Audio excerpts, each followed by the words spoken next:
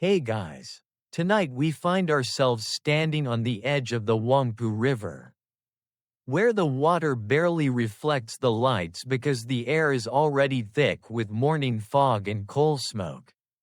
You're here too, somehow, your shoes damp from the stones along the bund. Your stomach empty, your head full of thoughts that won't sit still. Steam whistles from a passing ship, sounding a bit like a tired kettle at the end of a long day. And you can almost convince yourself this is peaceful. Almost. The buildings loom with foreign confidence.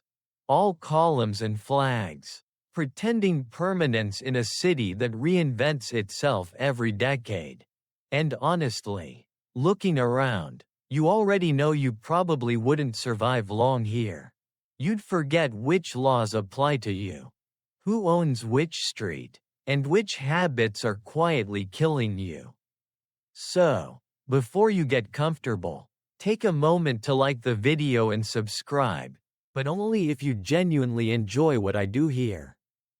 And while you're at it, let me know in the comments where you're listening from and what time it is for you right now. Now, dim the lights, maybe turn on a fan for that soft background hum, and let's ease into tonight's journey together. You start walking, because standing still in Shanghai feels unnatural. Like pausing a machine that was never meant to stop. The fog curls around your ankles as if the city itself is curious about you. To your left, European-style banks rise in neat rows. Their stone faces already smudged with soot. Symbols of money flowing in and out faster than anyone can count.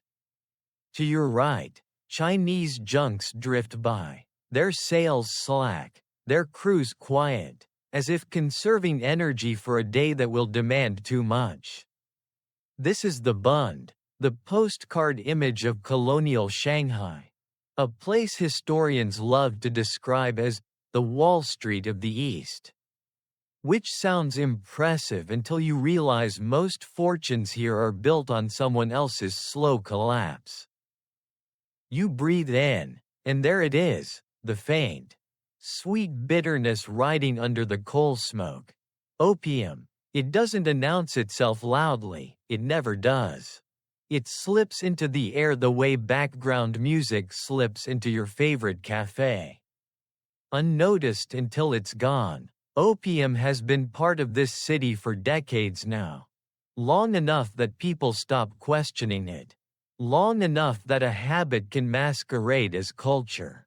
One of the most commonly cited historical events tied to this moment is, of course, the aftermath of the Opium Wars, which forced China's ports open and made cities like Shanghai magnets for foreign trade.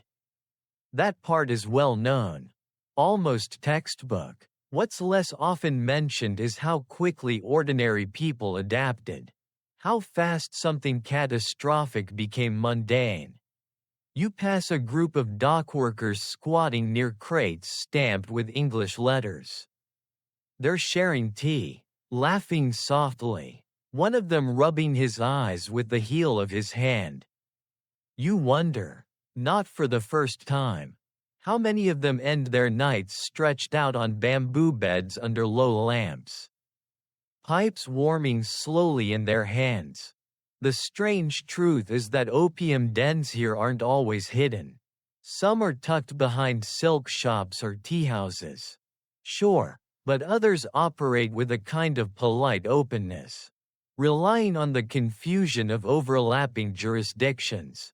British police, French police, Chinese police, all with different priorities.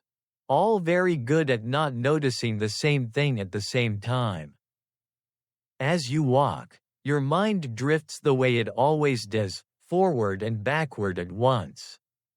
You didn't come to Shanghai planning to become anything specific. Least of all an addict. No one ever does. You came because this city promised movement, opportunity, maybe even reinvention. The irony is sharp enough to taste. A place defined by motion slowly teaching you how to sit still for hours. Staring at smoke. Some historians still argue about whether Shanghai's unique legal patchwork directly fueled addiction, or whether opium would have spread just as deeply without it. The debate remains unresolved, but you can feel the answer settling into your bones anyway. A rickshaw rattles past, splashing muddy water onto your cuffs. You barely react. Already, there's a dull patience in you. A willingness to accept minor discomforts in exchange for the idea that something better is coming later. That mindset, by the way, is practically the unofficial slogan of addiction, though no one prints it on posters. You tell yourself you're just tired. That the city has that effect on newcomers. After all, even today people talk about Shanghai as exhausting and intoxicating in equal measure. Like a never-ending notification feed you can't quite turn off. You pause near a lamppost. Its glass smeared with grime. Its light weak against the fog. Somewhere behind you, a door opens and closes softly. Laughter drifts out, followed by a cough, deep. Practiced, not alarming yet. It's oddly comforting. That sound. It tells you that whatever you're about to step into, you won't be alone, and that's the dangerous part. The part no pamphlet ever quite captures. Opium doesn't just dull pain, it offers belonging. There's a widely known historical fact that by the early 20th century, Shanghai had thousands of opium dens operating in and around the city. What's less commonly discussed is how personalized they were. Regulars had preferred lamps, favorite pillows, even specific times of day when the light felt right. You don't know this yet. Not consciously. But some corner of your mind is already cataloging details. Preparing to care deeply about things that will later seem absurd. You resume walking, drawn inland, away from the river and toward narrower streets where the fog thickens and the buildings lean closer together. The city's sounds change here, less machinery. More murmurs, more footsteps echoing where they shouldn't. You feel a flicker of excitement, quickly smothered by something heavier. Anticipation, maybe, or resignation. It's hard to tell them apart at first. And as you turn down a street that smells faintly of incense and something sweeter, you have a brief, almost humorous thought. If this were a modern self-help podcast, this would be the part where someone tells you to set healthy boundaries. You nearly laugh. Boundaries don't survive long in Shanghai. They dissolve, just like everything else, into the fog.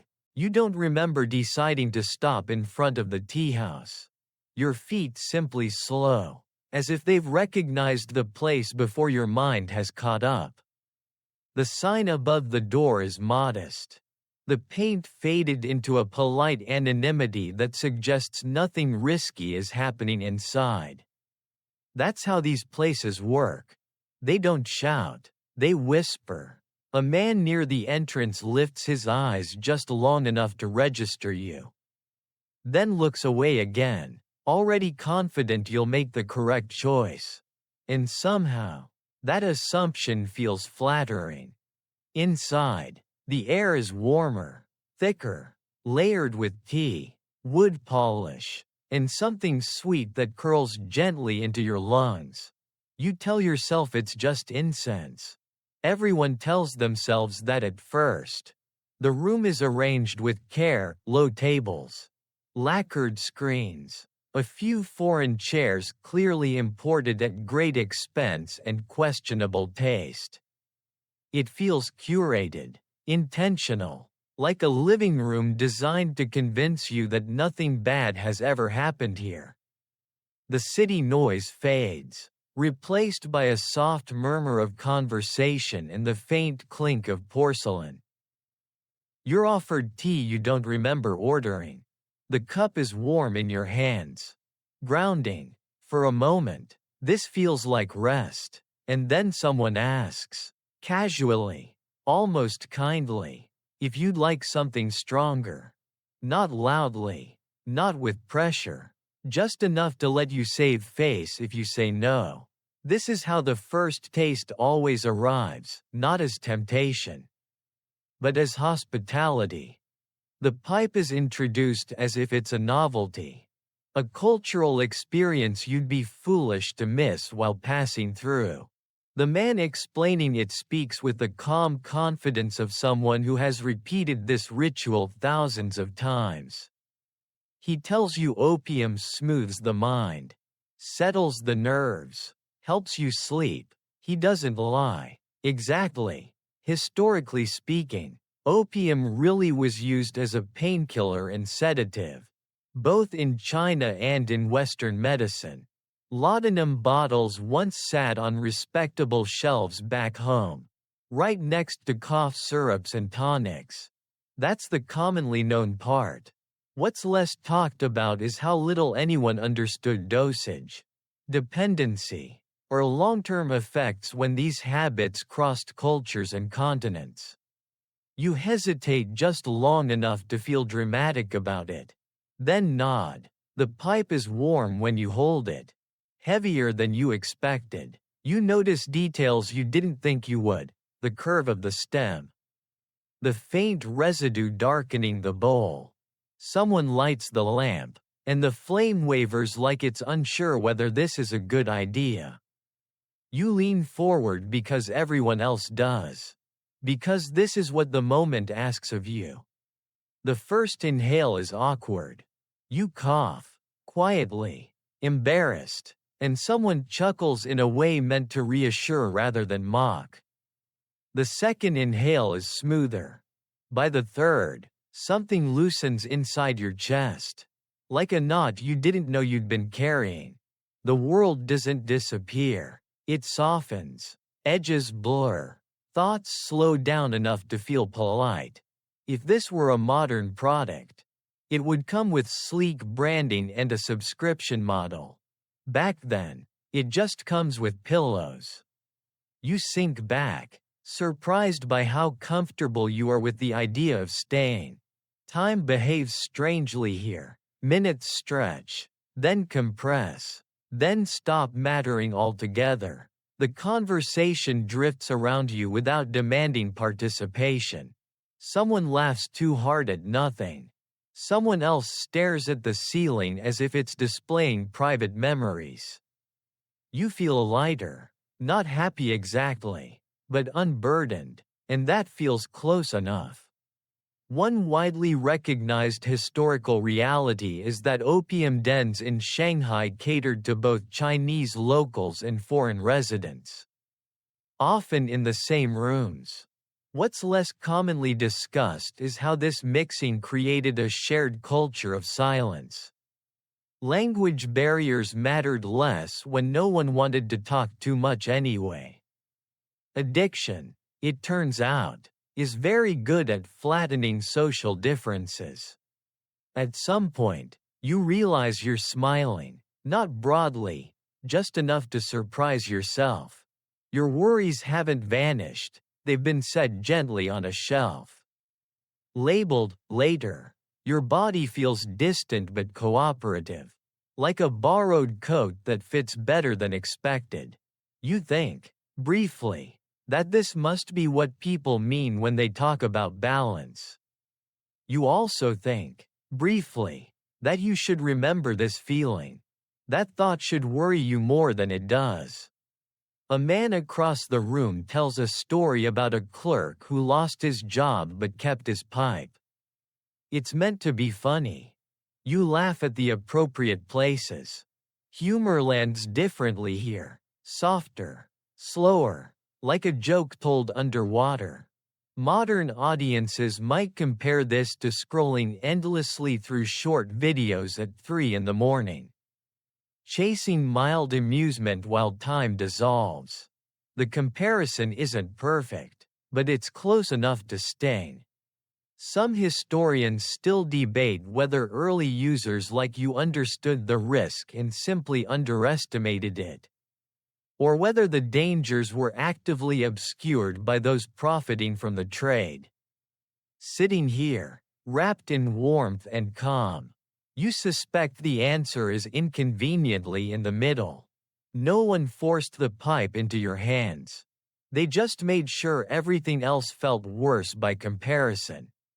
When you finally stand, your legs protest softly, like they're disappointed you're leaving. Outside, the air feels colder, sharper, almost rude. The fog hasn't lifted, if anything. It's thicker now, swallowing the street in pale gray. You pull your coat tighter and feel a flicker of irritation that the world hasn't adjusted itself to match your mood.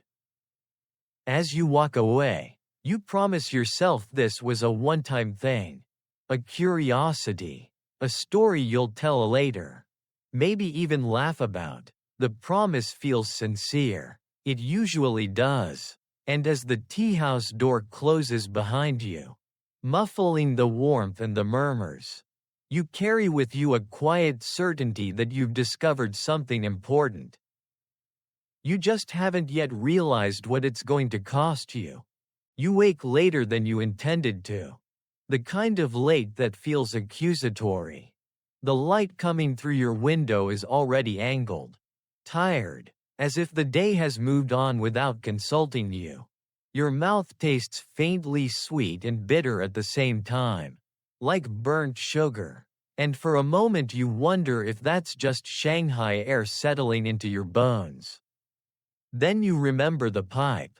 Not sharply, more like remembering a dream that left a physical trace.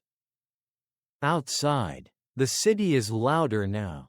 Carts rattle, vendors call out prices, and somewhere a phonograph plays the same phrase over and over. Stubbornly cheerful, you dress slowly, distracted by how ordinary everything feels. There's no dramatic regret, no pounding headache, no moral thunderclap. If this were a cautionary tale in a pamphlet, it would already be failing.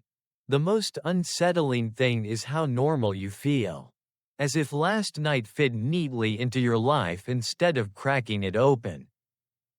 You step into the street and are immediately reminded that Shanghai is not one city but several stacked on top of each other. You cross an invisible line, no sign, no gate, and suddenly the uniforms change. British constables here, their posture stiff, their expressions practiced and distant. A few streets later, French signage appears. The street names reshaped into something smoother and more self-assured. You didn't grow up thinking geography could shift this quickly. Now you navigate it the way people today switch apps without thinking. This patchwork of foreign concessions is one of the most famous historical features of colonial Shanghai. The international settlement, the French concession, Chinese-administered districts, all operating under different rules, different courts, different priorities. That's the well-known part. What's less often mentioned is how confusing this was for ordinary residents. And how easily that confusion became a hiding place. Laws exist here, certainly. They're just selective about when they show up. You pass a small crowd gathered around an argument. Two men shout in different languages, neither fully understanding the other. Both absolutely convinced they're right. A policeman watches, uninterested, until the voices rise to a pitch that threatens inconvenience. Then he intervenes, not to resolve anything, but to move it along. Order, here, is more about flow than justice. As you walk, your body offers a subtle suggestion. Not pain, not craving, Just a gentle memory of how things felt yesterday afternoon, lighter, quieter, easier. The thought arrives uninvited, settles comfortably, and waits. You tell yourself this is just curiosity. The mind replaying a new experience. Modern psychologists might call this reinforcement. Back then, it's just called a good afternoon. You stop for breakfast at a small stall. Chewing slowly, distracted. The food tastes fine, but it doesn't hold your attention. Part of you is already elsewhere, tracing the route back to that tea house without quite admitting it. You wonder, idly, how many people in this city are doing the same mental math at this exact moment? The answer, historically speaking, is quite a lot. One commonly cited historical event tied to this era is the explosion of opium imports following the unequal treaties of the 19th century. Chests of opium flowed into China under foreign protection, taxed, regulated, and quietly encouraged. What's less widely discussed is how bureaucratic it all became.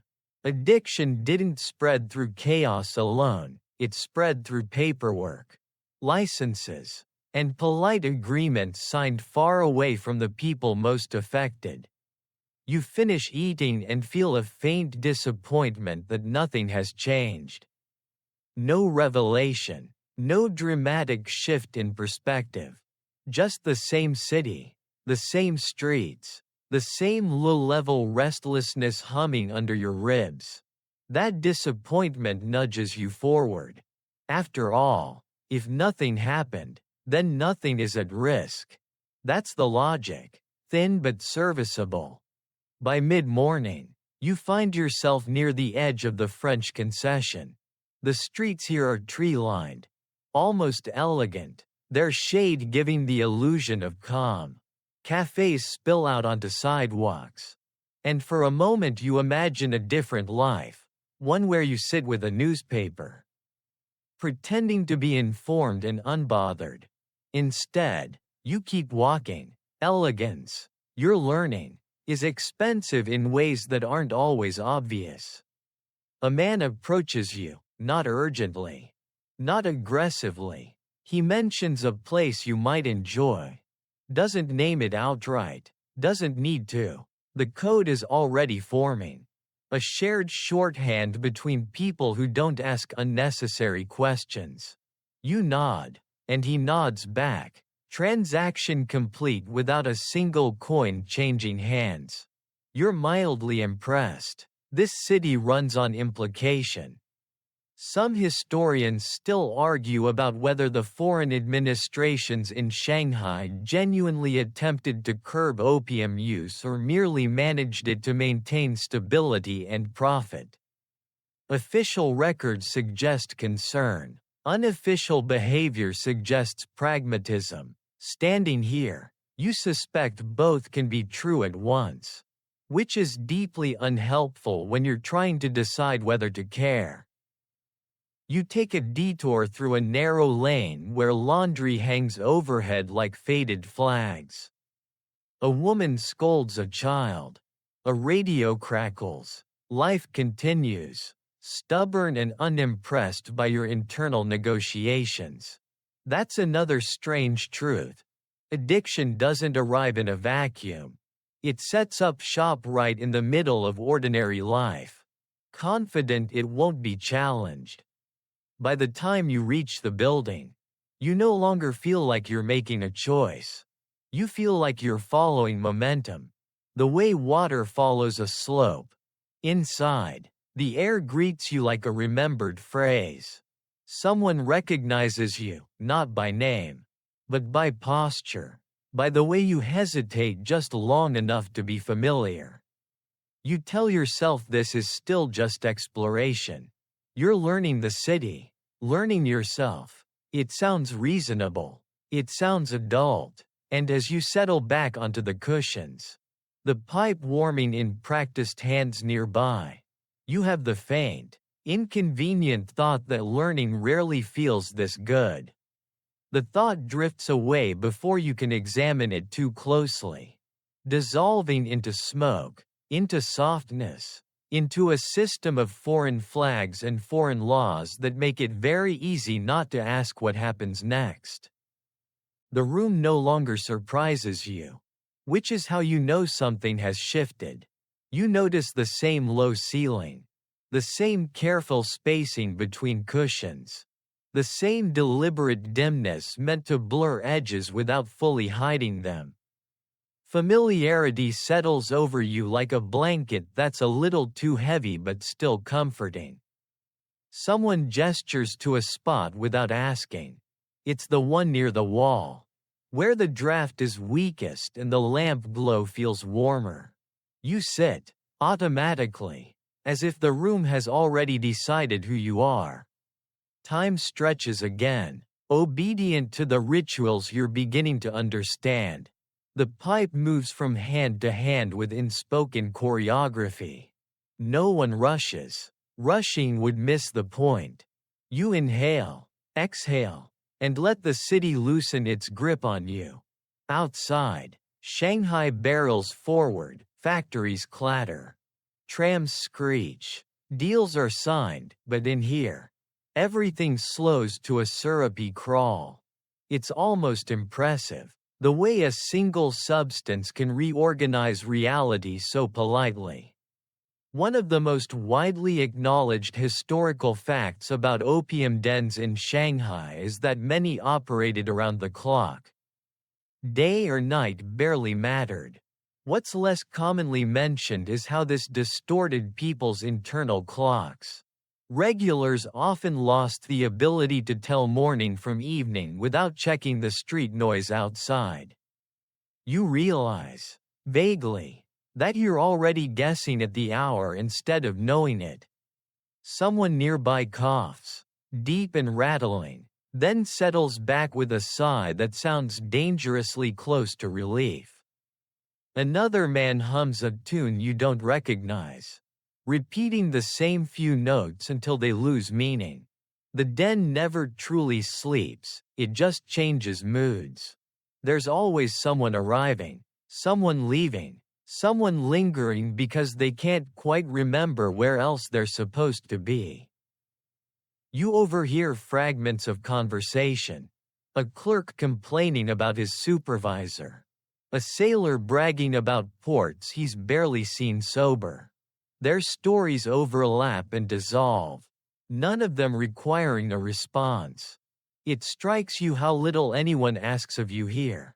No explanations, no ambitions, just presence. If modern life is a constant demand to perform, this place is a rehearsal for opting out. Historically, opium dens were often portrayed as dens of vice and chaos, especially in foreign newspapers eager for sensationalism.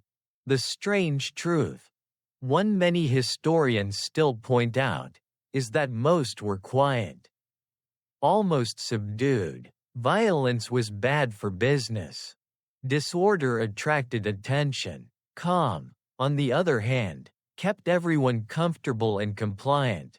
You feel that calm working on you now, smoothing down thoughts that might otherwise poke holes in the illusion. At some point, you realize you're hungry, not urgently, just aware of an absence. Food arrives without comment, simple and warm. You eat slowly, surprised by how functional you still are. This isn't the collapse you were warned about. This feels manageable, sustainable, even. You make a mental note that this would be the perfect argument if you ever had to defend yourself to someone who cared. Outside, a bell rings, maybe a tram, maybe a church. The sound slips through the walls like a reminder from another life. You consider leaving. The thought forms, drifts, and then dissolves as the pipe reaches you again. Decisions are harder to hold onto when your hands are busy. There's a commonly cited historical event from this period. repeated but uneven attempts by various authorities to register, tax, or regulate opium dens rather than shut them down entirely. The logic was simple: control what you can't eliminate. What's less often discussed is how this approach normalized the habit. When something is licensed, stamped, and inspected, it starts to feel inevitable. You watch a man across the room carefully clean his pipe. His movements precise, almost reverent. This is not his first time. It won't be his last. You wonder, briefly, how many years he's been doing this. How many seasons have passed without him noticing? Some historians still debate whether long-term users like him experienced gradual decline or simply adapted to a narrower version of life.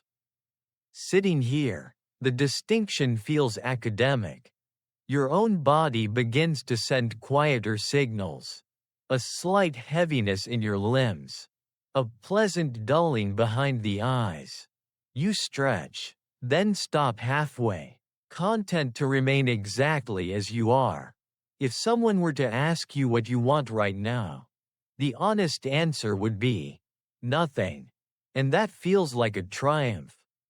The den's keeper moves through the room, checking lamps, exchanging murmured words. His presence is soothing, managerial. He knows everyone's preferences, or pretends to. There's comfort in being remembered this way, even if it's only as a repeat customer.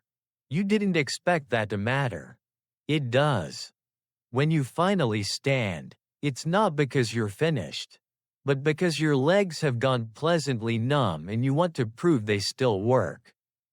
Outside, the light has shifted again.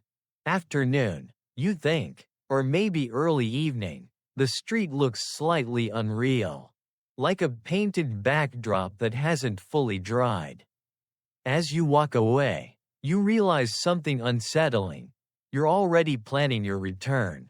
Not consciously, not with urgency, just with the calm certainty of someone who's found a place where the world asks less of them. The den that never sleeps doesn't need to chase you. It knows you'll come back. By the time you notice the pattern, it's already settled into you. Mornings feel negotiable now. Afternoons optional. Evenings inevitable. You wake with a vague plan to do something else, anything else, and end up drifting back toward the same streets. The same doorways. The same quiet promise of relief. The city hasn't changed. You have. Or maybe you've just stopped pretending it will. Today, the room smells slightly different. Sharper. Medicinal. Someone has brought in a small wooden box filled with bottles and papers. And there's a low, respectful murmur around it. A man with careful hands explains.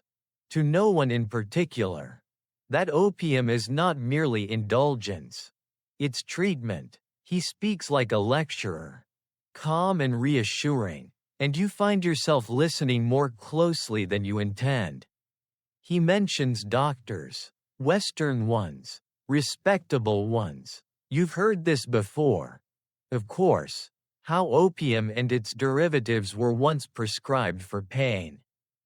For coughs. For nervous complaints. Laudanum. Morphine.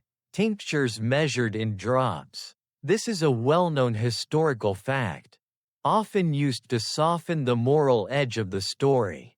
What's less commonly discussed is how easily medical authorities slid into everyday habit.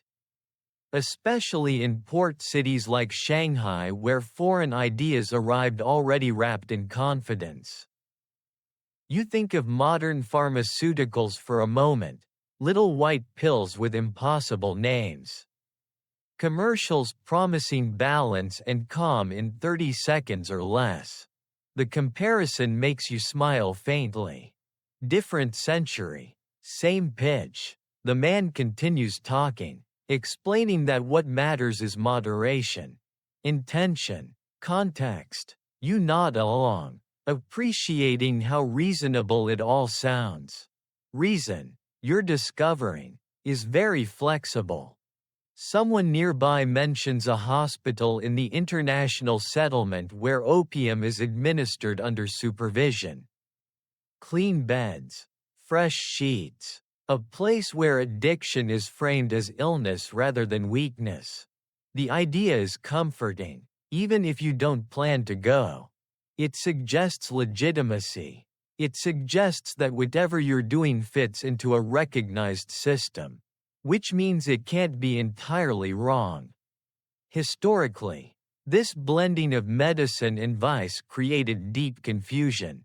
Opium wasn't just sold in dens, it moved through pharmacies, clinics, and private doctors' offices. Some physicians genuinely believed they were helping.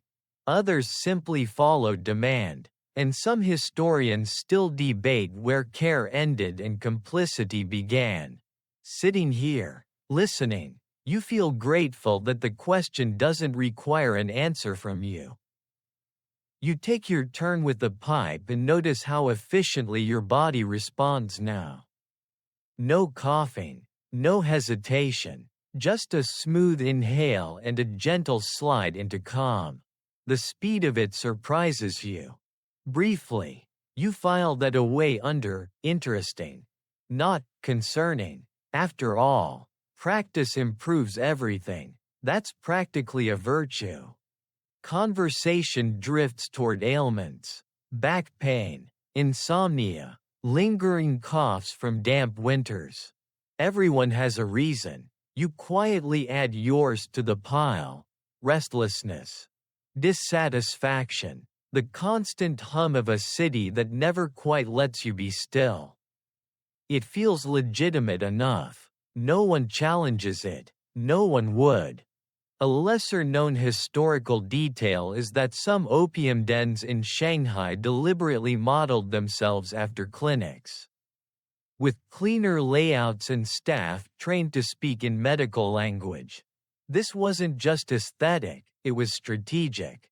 Framing the experience as therapeutic lowered resistance and broadened the clientele. You glance around and realize how well it's working. You stand again later, slower this time, joints protesting mildly. There's a faint ache behind your eyes now. Nothing dramatic. You rub your temples and tell yourself you've just stayed too long. That happens anywhere comfortable. Chairs get uncomfortable eventually. That doesn't mean you swear off sitting forever. Outside, the city feels louder than before. Almost aggressive. A tram bell rings too close. A vendor shouts too sharply. You catch yourself longing for the muted hush you just left behind. It's an odd reversal. Shanghai overwhelming you while a drug makes sense of it. You wonder when that equation flipped. As you walk, you pass a pharmacy window displaying neat rows of bottles. Labels in multiple languages. For a moment, you consider going in, asking questions. Doing this properly. The thought fades quickly. Proper is expensive. Proper comes with forms, scrutiny, expectations. The den asks less. Some historians argue that this period marked the true normalization of opium use in Shanghai, not when it was widespread, but when it was rationalized. When stories like the ones you heard today became common knowledge, repeated until they felt like truth. You don't know the scholarship. You just know how convincing it all sounded.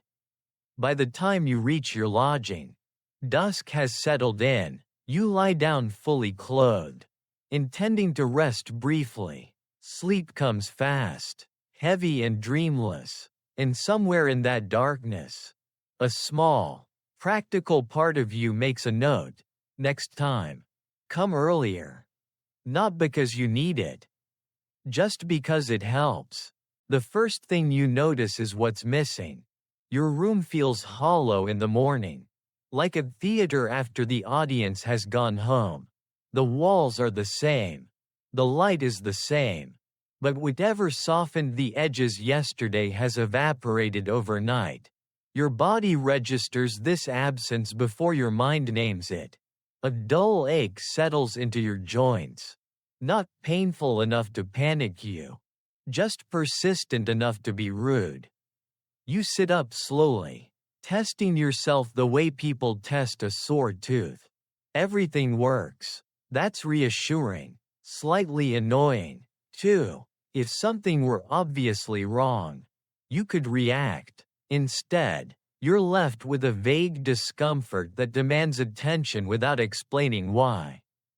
You tell yourself it's the bed, the humidity, the city. Shanghai is very good at taking the blame.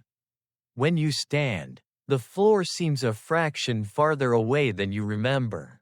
You steady yourself, amused. Balance is overrated. Athletes care about balance. You're just trying to get through the morning. You wash your face and catch your reflection in the mirror. No dramatic changes. Maybe a little paler, maybe not. It's hard to tell in this light. You decide not to look too closely. Outside, the city greets you with its usual indifference. Vendors arrange their goods. Rickshaws line up like patient insects. Life moves forward without pausing to ask how you slept. You should feel comforted by that. Instead, there's a faint irritation buzzing under your ribs. Like a radio stuck between stations. You try to focus on practical matters. Breakfast, errands, anything that would anchor you to a normal routine. You eat, but the food feels like work. Each bite requires attention it doesn't deserve. Your thoughts keep drifting, circling the same unspoken solution. You resist it out of principle, which lasts about as long as it takes to finish your tea. There's a well-documented historical pattern here. As opium use increased, so did petty debt. Not dramatic ruin at first, just small transactions. Advances, pawns. What's less often discussed is how subtle this stage was. People didn't feel desperate. They felt temporarily inconvenienced. You're living that distinction now. You stop by a tailor's shop. More out of habit than necessity. The man greets you warmly. Then hesitates when you mention postponing payment. He agrees, politely, because this is Shanghai and politeness oils everything.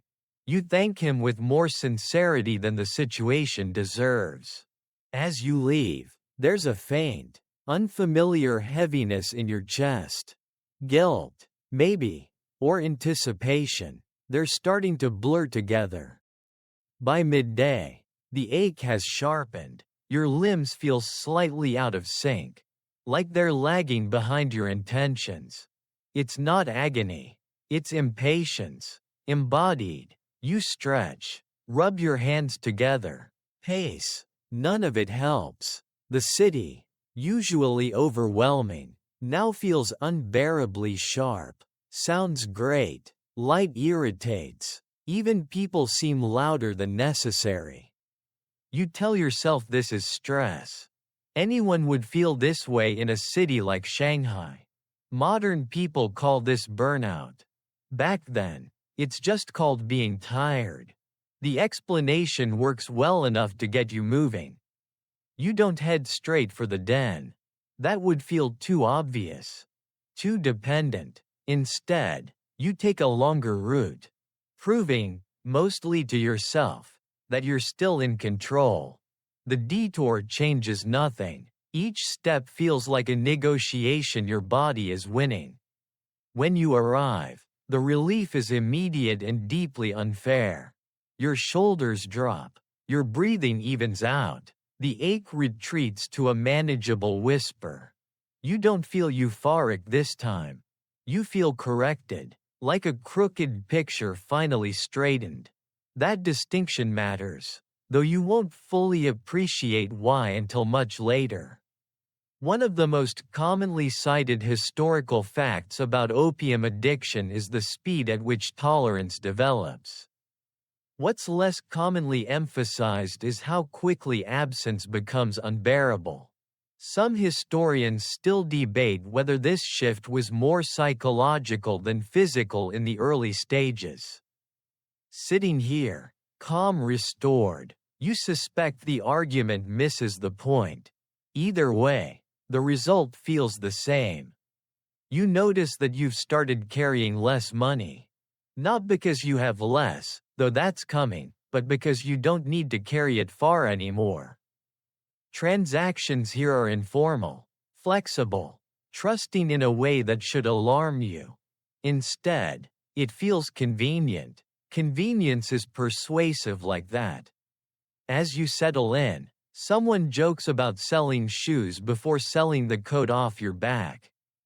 You laugh. A beat too late. The humor lands closer than you'd like. You glance down at your cuffs, fraying just slightly, and make a mental note to fix them soon. There's always time for maintenance. That's another lie that sounds reasonable until it doesn't. When you leave later, the city feels tolerable again. Not beautiful, not exciting, just manageable. That feels like a win. You walk home with the quiet satisfaction of someone who's solved a problem efficiently. It doesn't occur to you that the problem is now permanent. The city teaches you a new lesson without announcing it. One morning, as you sit on a low stool near the street watching laborers unload sacks of grain, you realize you're not alone in your habits. Not even close. The man beside you stretches his shoulders with the weary precision of someone who knows exactly where his aches will land today. His eyes are rimmed with red. His hands steady in a way that suggests long practice. When he catches you looking, he smiles, not embarrassed, not conspiratorial, just familiar. It dawns on you slowly that opium has flattened something important here. Status. Mostly. In Shanghai, rank usually announces itself loudly, through clothes, posture, accents. But in the dens, those signals blur. A clerk with ink-stained fingers reclines beside a dockworker whose muscles look carved from repetition. A foreign sailor nods off near a local shop assistant. The pipe doesn't care who signs contracts and who carries them. It treats everyone with the same quiet indifference. This leveling effect is one of the more commonly noted observations in accounts from the period.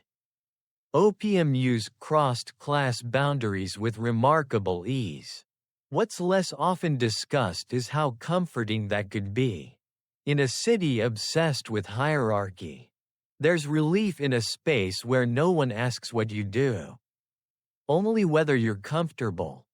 You find yourself noticing people you once overlooked. The coolies resting in the shade, their backs bent not just from weight but from years of endurance. The junior clerks hurrying along with ledgers tucked under their arms, eyes already tired. You recognize the look now, the faint impatience, the inward tilt. It's a look that says, "Later. I'll feel better later." It feels almost like a secret handshake.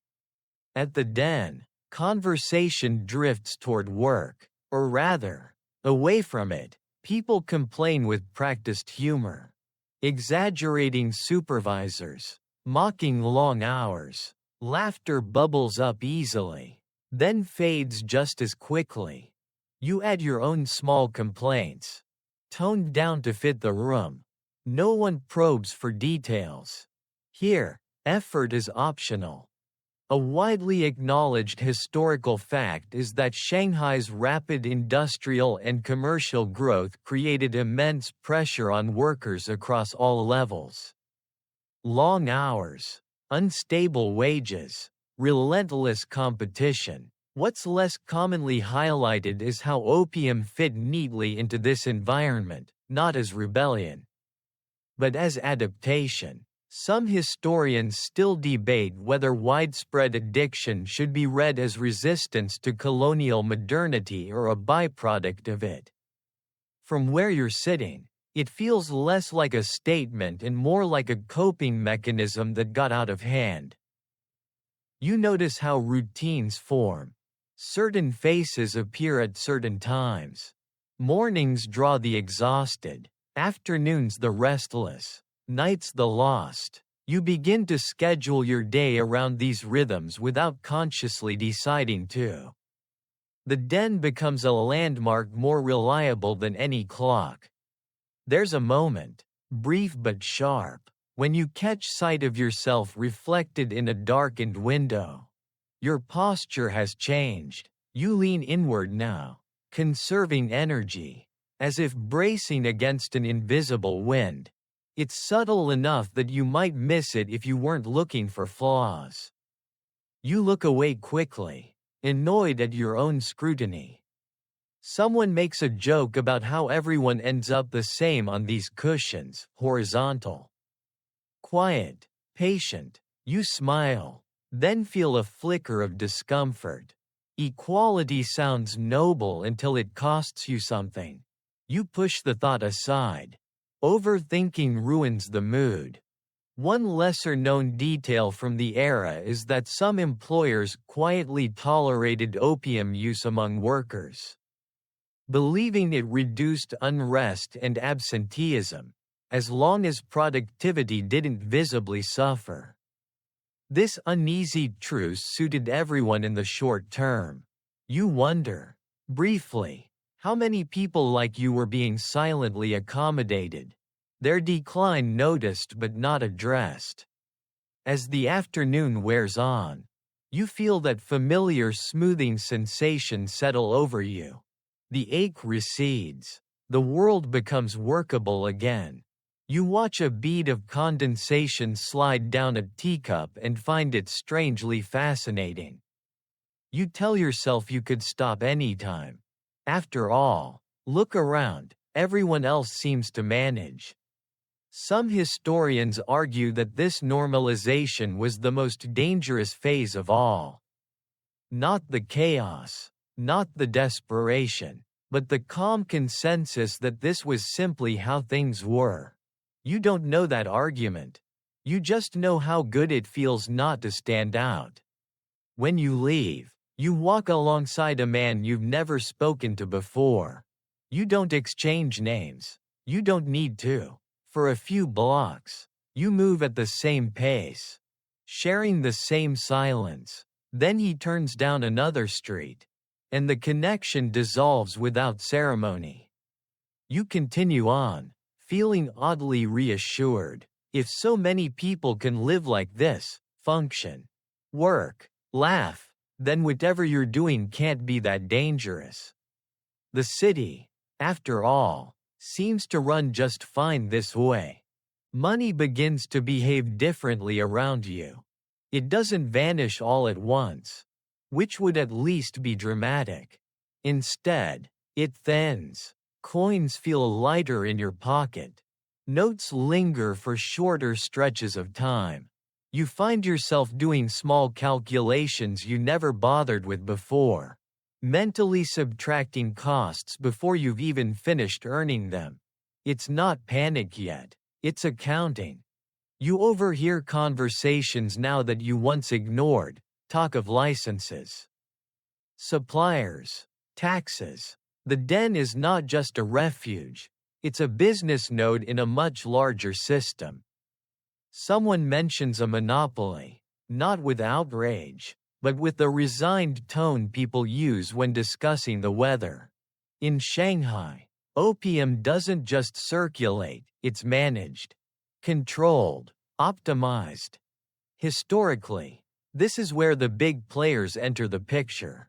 Large trading companies, colonial administrations, and local intermediaries all took part in regulating and profiting from opium distribution. That's the commonly acknowledged narrative.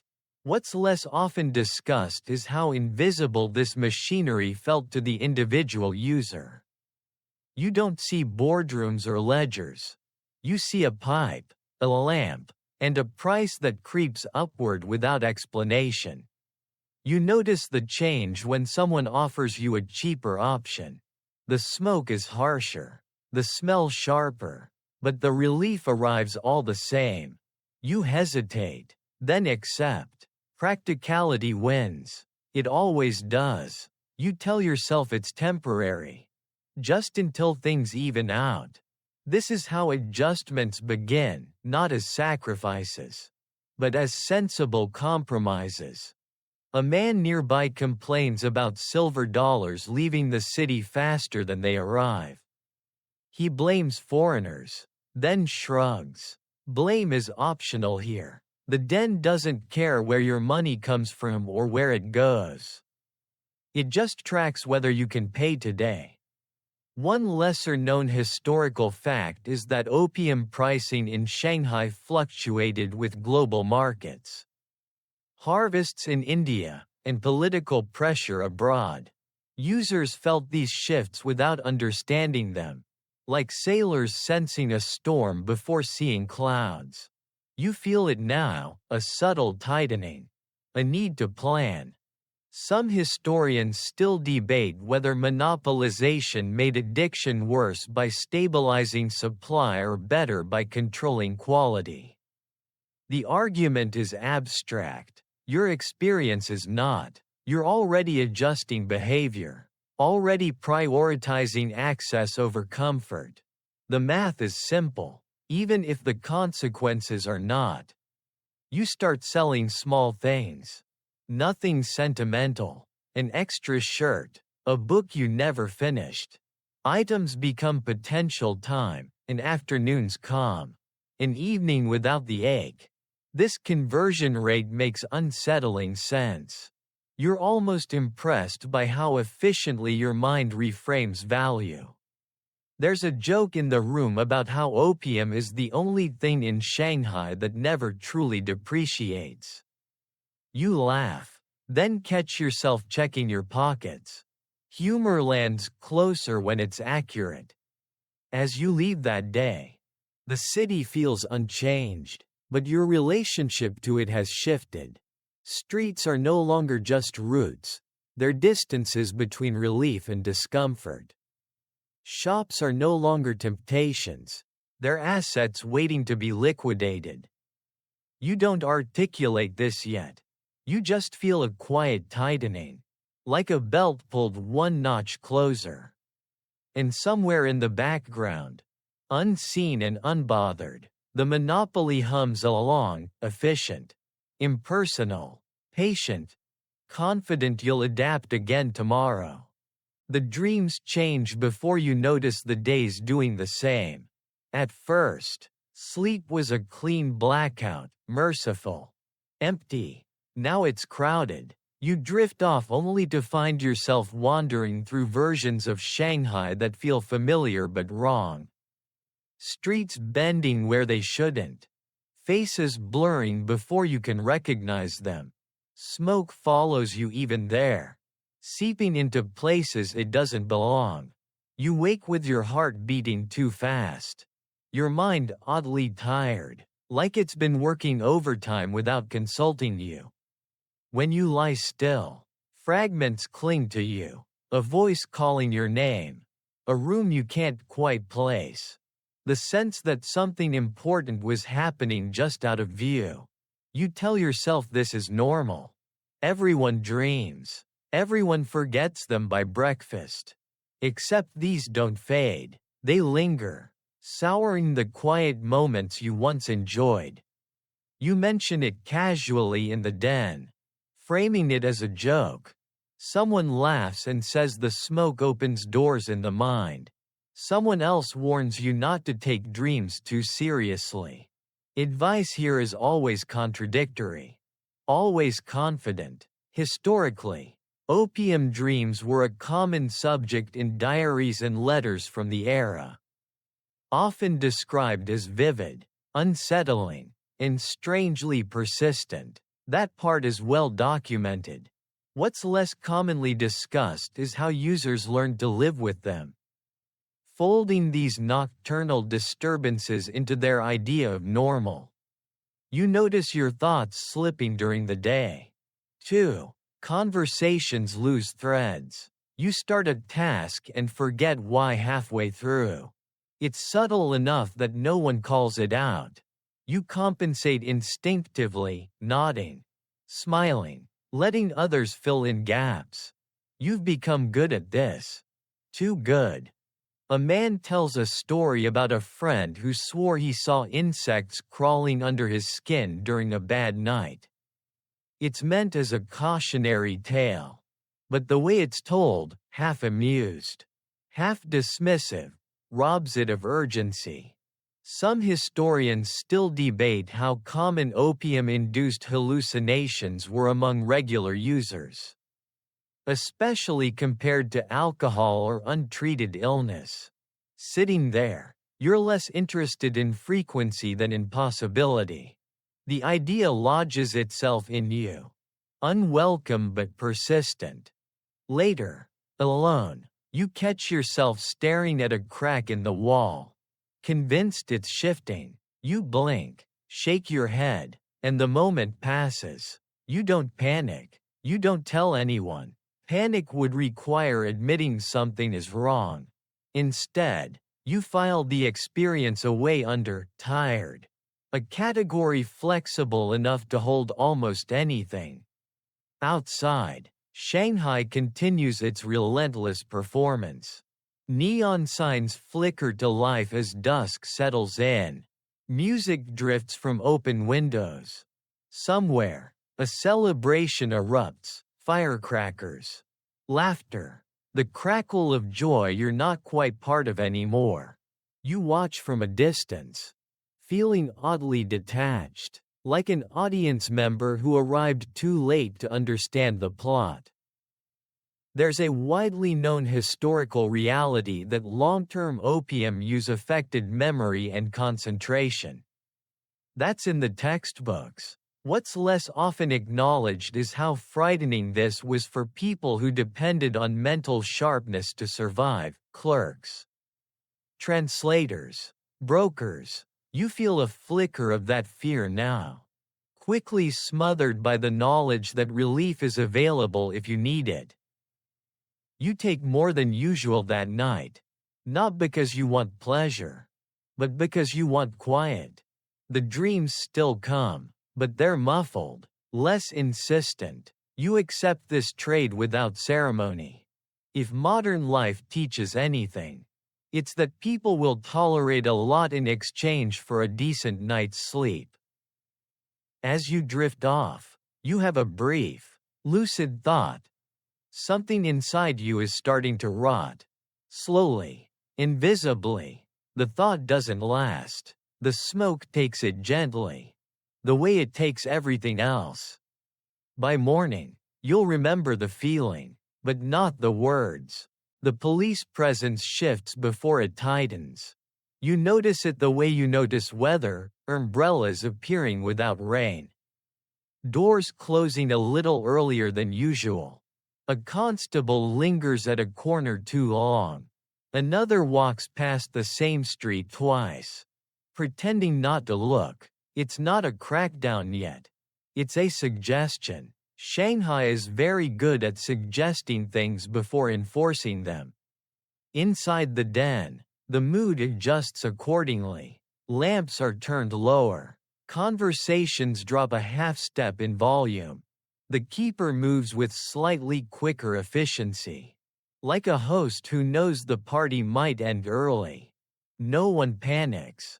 Panic would imply surprise, and this city rarely offers that luxury. Historically, police attitudes toward opium dens in Shanghai were famously inconsistent. That's the well-known part: corruption, bribes, jurisdictional confusion. What's less often discussed is how routine this dance became. Raids were expected, avoided, negotiated, and forgotten. Some historians still argue whether enforcement was ever meant to succeed or simply to remind everyone who held theoretical power. You watch a British officer pause outside the building one afternoon, glance at the door, then move on. The relief that washes through you is disproportionate, almost embarrassing. You hadn't realized how much you were counting on his disinterest. You make a mental note to avoid afternoons for a while. Flexibility feels like intelligence now. Someone jokes that the police would rather count paperwork than bodies. The laughter is muted but sincere. Humor sharpens here, edged with experience. You don't ask how many raids this place has survived. The answer wouldn't help. You feel a faint irritation at the idea of authority intruding on something that feels, to you, deeply personal. This surprises you. A month ago, you might have welcomed regulation, clarity, rules. Now, the thought of interruption feels rude, almost invasive. The shift is subtle but complete. Outside, a pair of Chinese officers stop a man a few doors down, questioning him with practiced boredom. He answers politely, hands visible, posture compliant. After a minute, they wave him on. Nothing happens. Everything happens. The message is delivered without effort. There's a lesser-known historical detail that many opium dens kept lookout systems, boys paid to watch corners. Runners ready to warn rooms deeper inside. You spot one now, barely more than a child, pretending to sell cigarettes while his eyes never stop moving.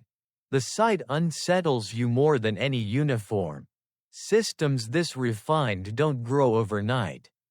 Some historians still debate whether selective enforcement actually increased addiction by driving users deeper into trusted networks. Sitting here, adjusting your schedule and routes, you suspect it did. Fear doesn't push you away. It teaches you how to stay. That night, you take a longer way home, avoiding well-lit streets. The city feels different in the dark, narrower, quieter, more conspiratorial. You realize you're no longer just consuming a substance. You're participating in an ecosystem, complete with risks, adaptations, and unwritten rules. When you finally reach your room, you lock the door out of habit, not fear. You lie down and listen to your own breathing. Steady now, practiced. The police fade back into the background where they belong, another variable managed. Another concern postponed. Sleep comes easily. It always does when nothing interrupts you. Your body stops negotiating politely. It makes demands now, blunt and specific. You wake before dawn with your heart thudding too hard for a room this still. Sweat cooling on your neck as if you've just run somewhere urgent and pointless. Your hands tremble when you lift them. Not violently, just enough to be inconvenient. Enough to spill tea. Enough to notice. You sit on the edge of the bed and wait for the feeling to pass.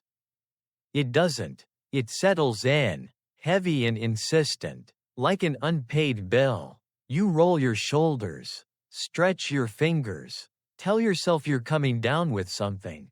Shanghai is damp. Everyone gets sick. This explanation works for about 30 seconds. Until the ache blooms behind your eyes and slides down your spine with practiced familiarity.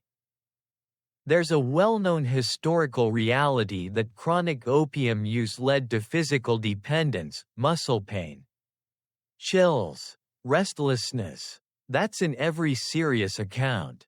What's less often described is how personal it feels.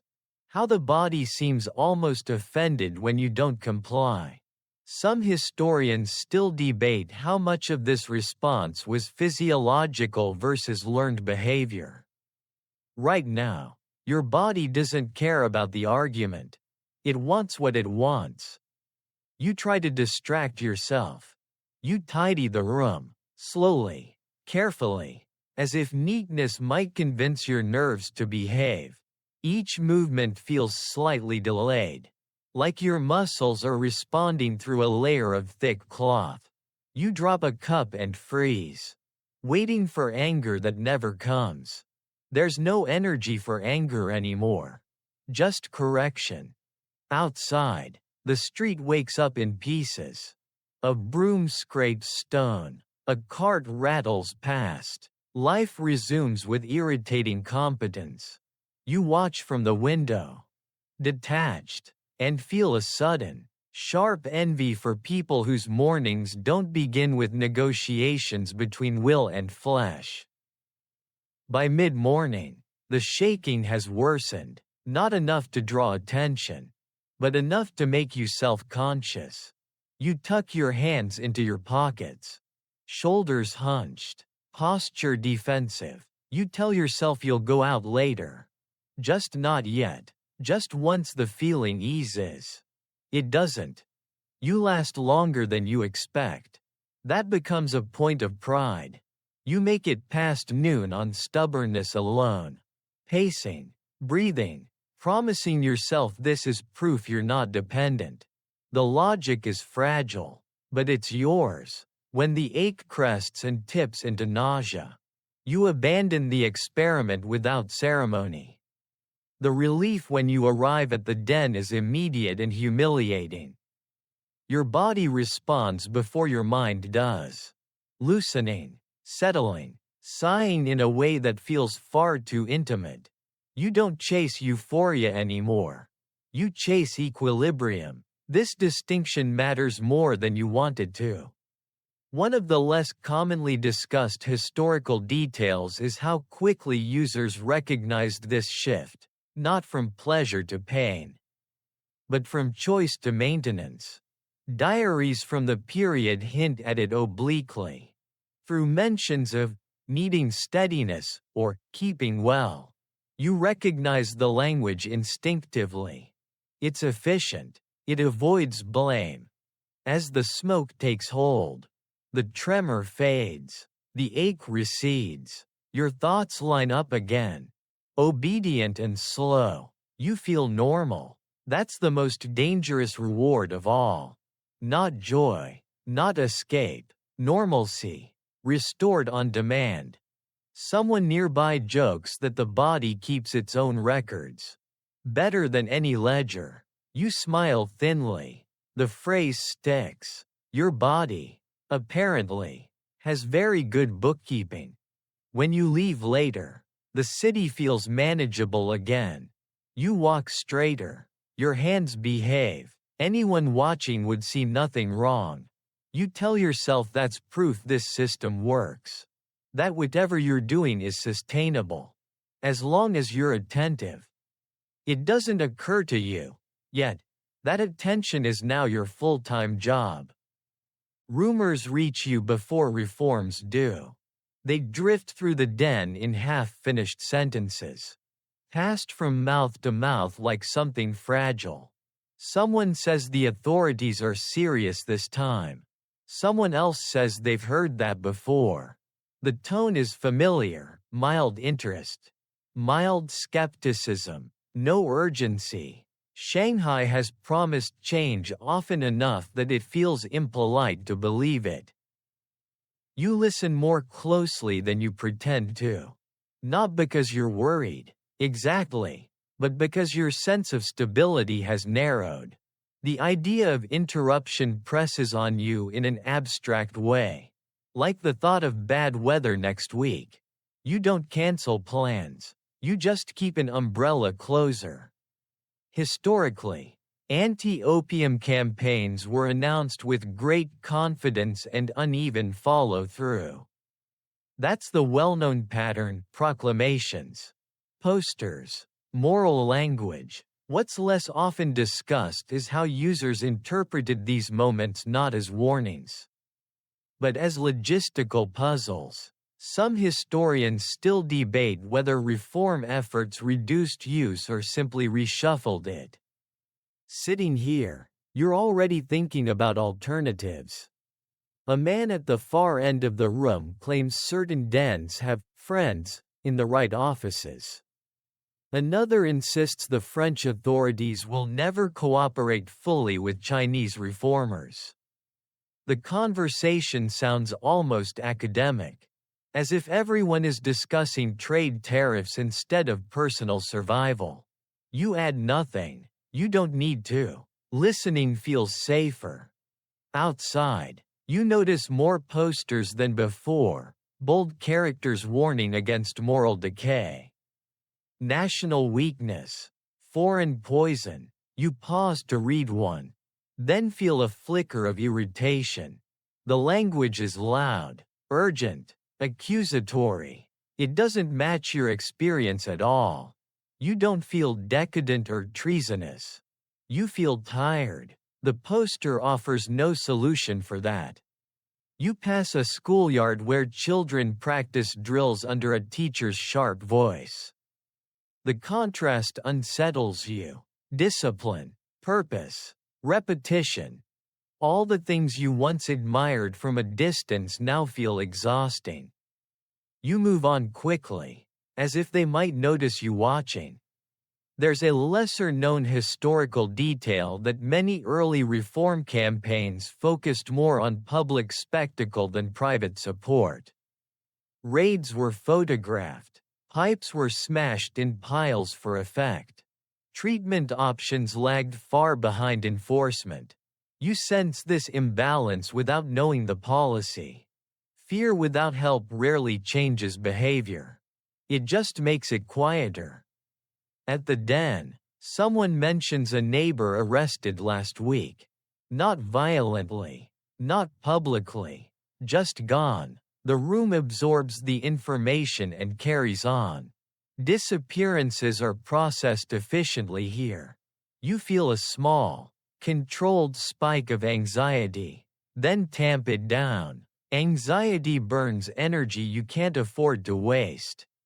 Some historians still argue about whether fear-based campaigns hardened addiction by forcing it deeper underground. You don't know the argument, but you feel the effect.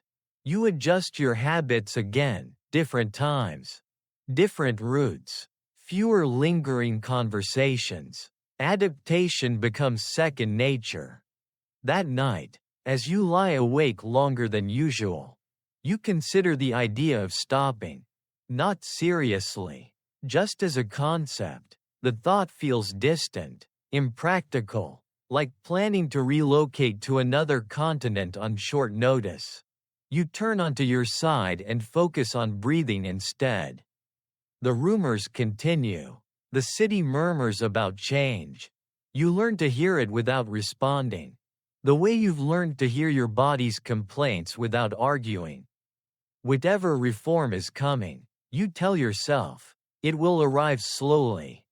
And by then, you'll have figured something out. The smoke tastes different now. And you can't quite pretend otherwise. It's harsher. Leaves a faint metallic note at the back of your throat that lingers longer than it should.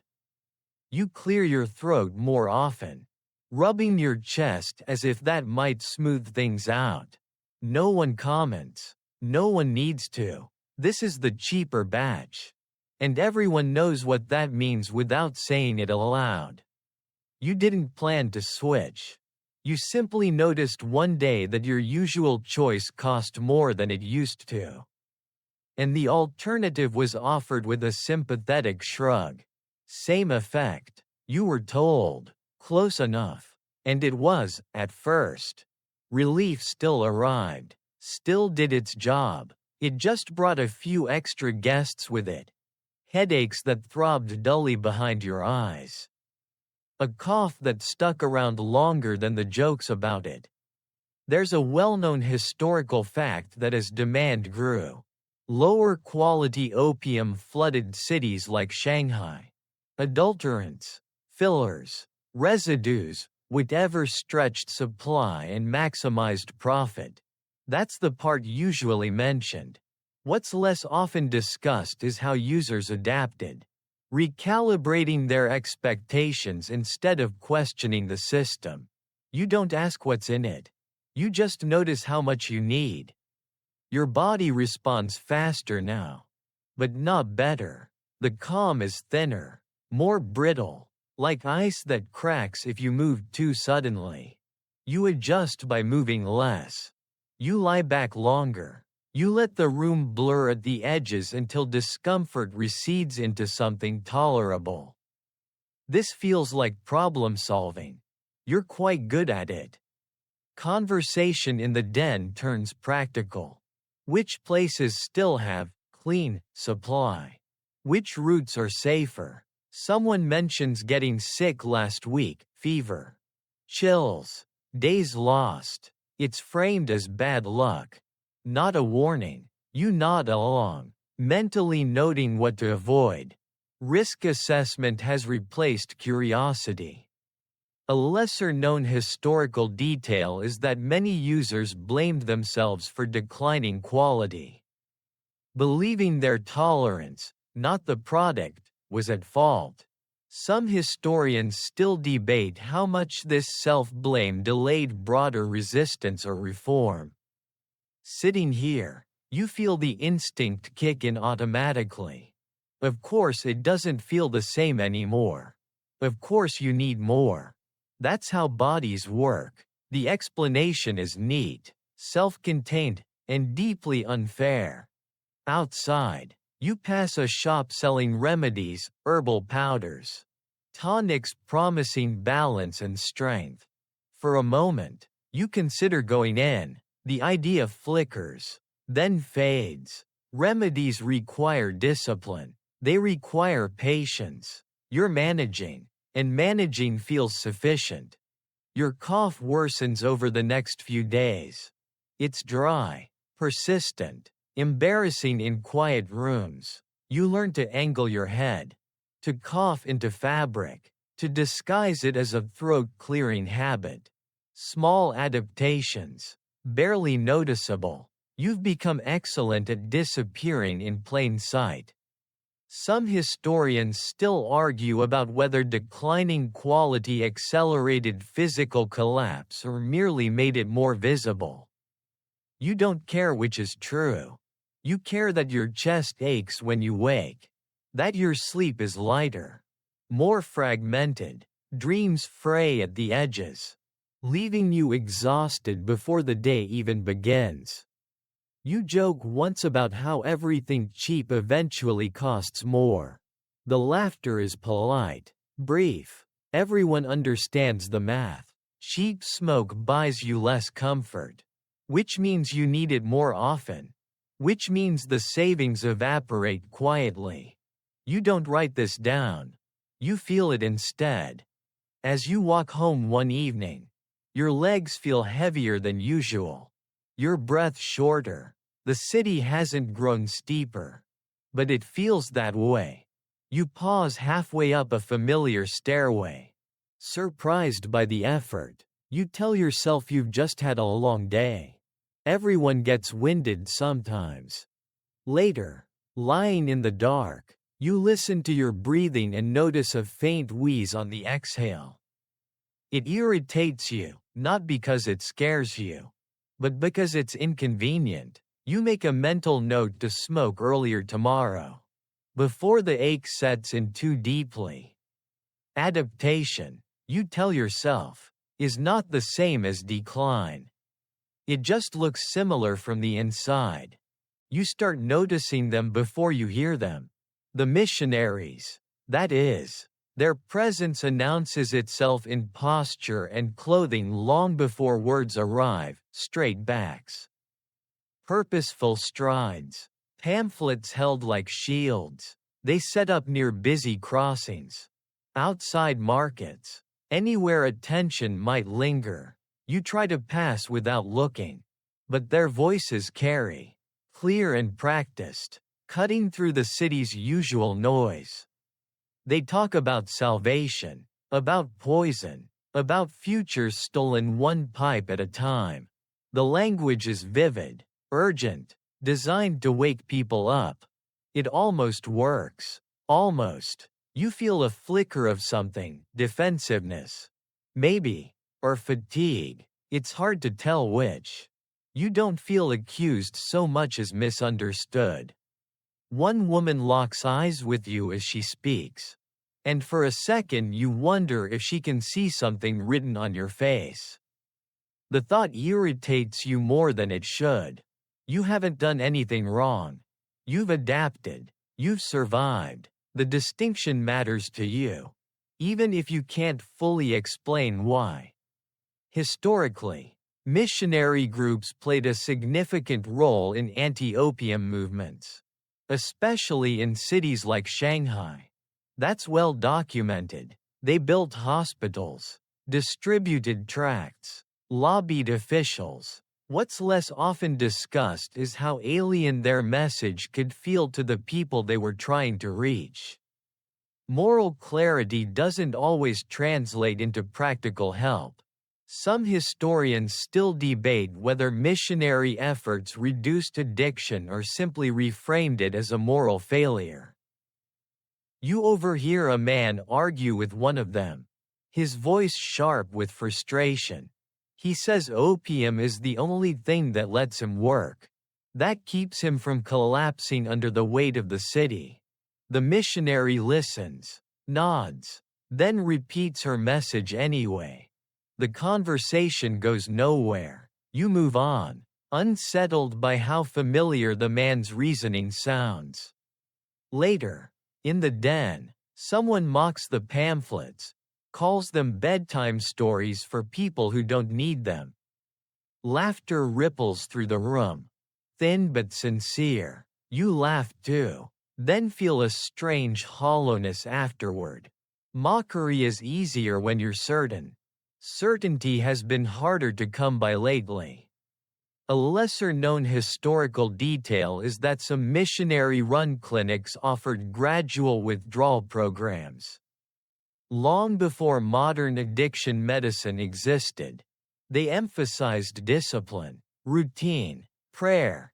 For a brief moment, you imagine yourself in one of those clean, quiet rooms, being told when to eat, when to sleep, when to pray. The image makes you restless. Structure feels like confinement now. Your body interrupts the thought with a familiar ache. The choice resolves itself without discussion. Relief first, reflection later. You've learned this order well. Outside, evening settles in, softening the edges of buildings and arguments alike. The missionaries pack up their things, their voices fading into the general murmur of the street. Tomorrow, they'll be back. Tomorrow, so will you. As you walk home, pamphlet phrases echo faintly in your mind, stripped of urgency and detail until they're just sounds. You tell yourself they don't understand the city. You tell yourself you do. Somewhere deep down, a quieter voice wonders if understanding is the problem. You ignore it, step by step, until it falls behind you. Lost in the noise of Shanghai at dusk. Time stops behaving in straight lines. Days fold into each other like damp paper, their edges soft and indistinct. You wake unsure whether it's early or late, and you don't immediately care. The city's rhythms still exist, bells, whistles, voices, but they reach you secondhand, filtered through a fog that feels increasingly internal. You begin measuring life differently, not by dates or deadlines, but by intervals between relief. Morning becomes the space between waking and steadiness. Afternoon is the stretch you manage before the ache creeps back. Night is whatever's left after you've negotiated peace again. This system works efficiently, which is unsettling, because efficiency usually implies success. There's a commonly known historical observation that habitual opium users often lost track of conventional time. Diaries from the era mention missed appointments, forgotten days, entire weeks collapsing into a single memory. What's less often discussed is how little this bothered people at first. Time, after all, only matters if you're going somewhere. You're not sure you are anymore. You miss a meeting without realizing it. The discovery comes later, when you're gently, politely reminded. There's no anger in the reminder. Just confusion. You apologize with practiced sincerity and promise to do better. The promise feels abstract, like pledging to adjust the tides. In the den, someone remarks that it feels like the same afternoon has been repeating for months. The comment is met with knowing smiles. You wonder, briefly, if that's true, if you've been living a single elongated moment stretched thin by necessity. The thought is oddly comforting. If nothing changes, nothing can get worse. That logic holds just long enough to be useful. A lesser-known historical detail is that some opium dens deliberately removed clocks or kept them inaccurate, reinforcing this sense of timelessness. Whether intentional or not, the effect was the same. You rarely check the hour anymore. When you do, the numbers feel arbitrary, detached from any real consequence. Your body reinforces the illusion. Fatigue comes and goes without warning. Hunger arrives late, then lingers. Sleep is shallow, interrupted by half-dreams that feel more like echoes than stories. You adapt by lowering expectations. Deep rest is overrated. Clarity is optional. Some historians still debate whether this temporal disorientation was a direct effect of the drug or a byproduct of the lifestyle surrounding it. Sitting here, watching smoke curl lazily toward the ceiling, you suspect the distinction doesn't matter. Cause and environment have merged too neatly to separate. You walk home one evening under a sky you don't remember seeing darken. Lanterns glow. Conversations drift. You feel strangely disconnected from the idea that today ever began. It's as if you've been dropped into the middle of something already in progress. Later, lying awake, you try to recall the last time you felt impatient for the future. The memory doesn't arrive, neither does panic, just a quiet, expansive blankness where plans used to be. Time slips sideways in Shanghai. And you slip with it, hardly noticing the direction anymore. You notice the absences before you notice the silence. A cushion stays empty where someone used to sit. A voice you half expected never arrives. At first, you assume routine changes, different hours, different routes. Shanghai rearranges people constantly. It's one of its talents. But after a while, the pattern feels deliberate. You ask about one man casually, keeping your tone light. The response is a shrug. Then a subject change executed with professional smoothness. Another name earns a longer pause. A vague gesture toward the door. A murmured, "He went home." Home is a flexible concept here. It can mean a different neighborhood, a hospital, a holding cell. Sometimes it means nothing at all. Historically, this quiet vanishing act appears often in accounts of opium dens. People stopped coming, and explanations were rarely pursued. That's the well-known outline. What's less often discussed is how the community adapted, by not asking questions that might demand answers no one wanted to give. Some historians still debate whether this silence was denial or mercy. Sitting here, You understand how easily it becomes habit. You catch yourself scanning faces when you enter now. Performing a quick inventory. Relief follows recognition. Disappointment lands when it doesn't. The emotional response is brief. Controlled. You've learned not to linger. Attachment complicates things. A man who once joked loudly now sits quietly. Eyes half-lidded, his laughter reduced to a thin smile. Another who used to arrive early hasn't been seen in weeks. You tell yourself he found something better. People do that sometimes. The thought is comforting, even if you don't fully believe it. There's a lesser-known historical detail that many opium users developed informal hierarchies of disappearance, illness, arrest, relocation, death, ranked not by severity but by likelihood. You realize you've begun doing the same thing, slotting missing faces into categories that allow you to move on. Your own reflection startles you one afternoon. Not because it's shocking, but because it's unfamiliar. Your cheeks look narrower. Your eyes seem larger. Or maybe just more prominent. The change is subtle enough to argue with. So you do. Lighting. You decide. Fatigue. Everyone looks different in bad light. Someone mentions a funeral in passing. Without names. The word hangs in the air briefly. Then dissolves into smoke and small talk. You don't ask for details. Details demand reaction. And reaction takes energy.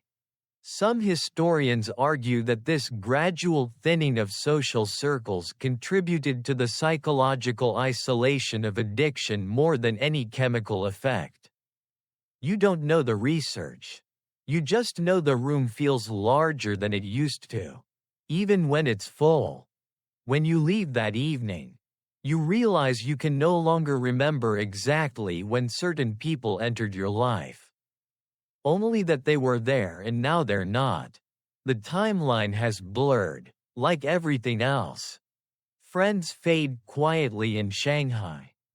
And the quiet, you're learning, is very easy to live with. The storm doesn't arrive all at once. It gathers. Pressure builds behind your eyes, in your joints, along your spine, like weather your body senses before your mind does. You wake knowing something is wrong without needing to name it. Your mouth is dry. Your skin feels too tight. Every sound lands sharper than it should. Each one an insult you don't remember agreeing to endure. You tell yourself you'll go out soon. Just not yet. Just after the feeling eases. It doesn't. It swells, pushing past discomfort into something louder. Your stomach twists, unsettled by the idea of food, unsettled by the absence of everything else. You pace the room, then sit, then stand again, unable to settle into any position for more than a few seconds. Rest has become a rumor. This is one of the most widely recognized historical realities of opium dependence. Withdrawal doesn't announce itself politely. Muscle pain, chills, nausea, anxiety, accounts from the period describe it with grim consistency.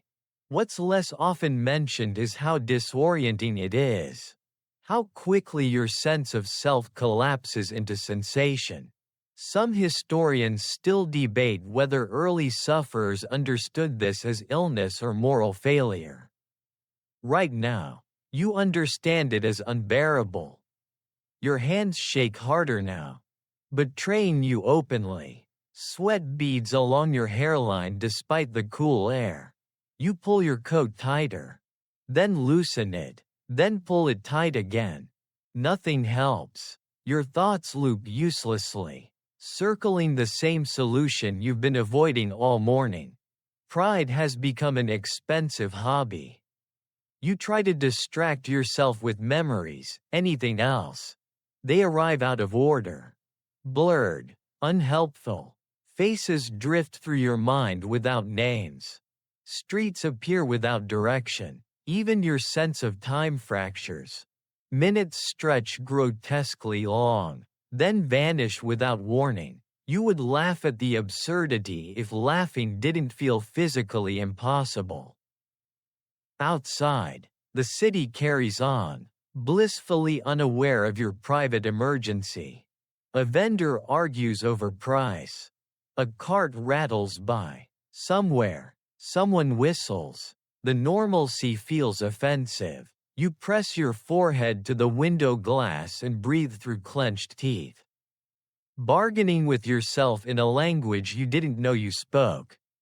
By the time you leave your room, the storm has peaked. Each step sends a jolt through your legs. Like you're walking through shallow water against a current. You keep your eyes down, avoiding faces, afraid someone might see what's written all over you. Weakness feels visible now, like a stain you can't wash out. The relief when you finally arrive is almost violent. Your body recognizes the answer before you do, leaning toward it with embarrassing eagerness. As the smoke takes hold, the storm doesn't vanish, it recedes, retreating to a distance where you can breathe again. The contrast is staggering. Pain to quiet, chaos to order. You sag back, exhausted, ashamed, grateful. A lesser-known historical detail is that many users described withdrawal not as craving pleasure, but as escaping punishment. Some historians still argue whether fear or relief was the stronger motivator. Sitting here, recovering piece by piece, you know the answer is both. Braided too tightly to separate. You don't speak much afterward. You don't need to. Your body hums with the aftershock. Tender and drained, you've crossed a line now. Even if you can't point to it on a map, the idea of going without no longer feels theoretical. It feels impossible.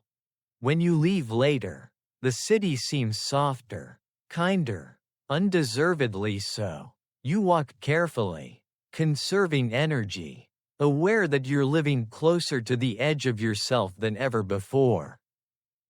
Withdrawal past. This time, the knowledge that it will return settles in quietly. Like a forecast you no longer bother to question. Desperation makes you experimental. Not wildly, nothing dramatic, but methodical in a way that feels almost scientific. You listen harder now when people whisper about alternatives, about remedies that promise to smooth the edges without the full cost. The den becomes a marketplace of suggestions, each one delivered with the confidence of personal survival. Someone mentions a tea brewed from bitter roots, meant to cool the blood. Another swears by a powder sold near the docks, mixed discreetly into soup. A third insists that acupuncture saved his cousin, though the cousin never appears to confirm this. You collect these ideas the way others collect gossip, filing them away without commitment. Hope, you've learned, is easiest to carry in small quantities.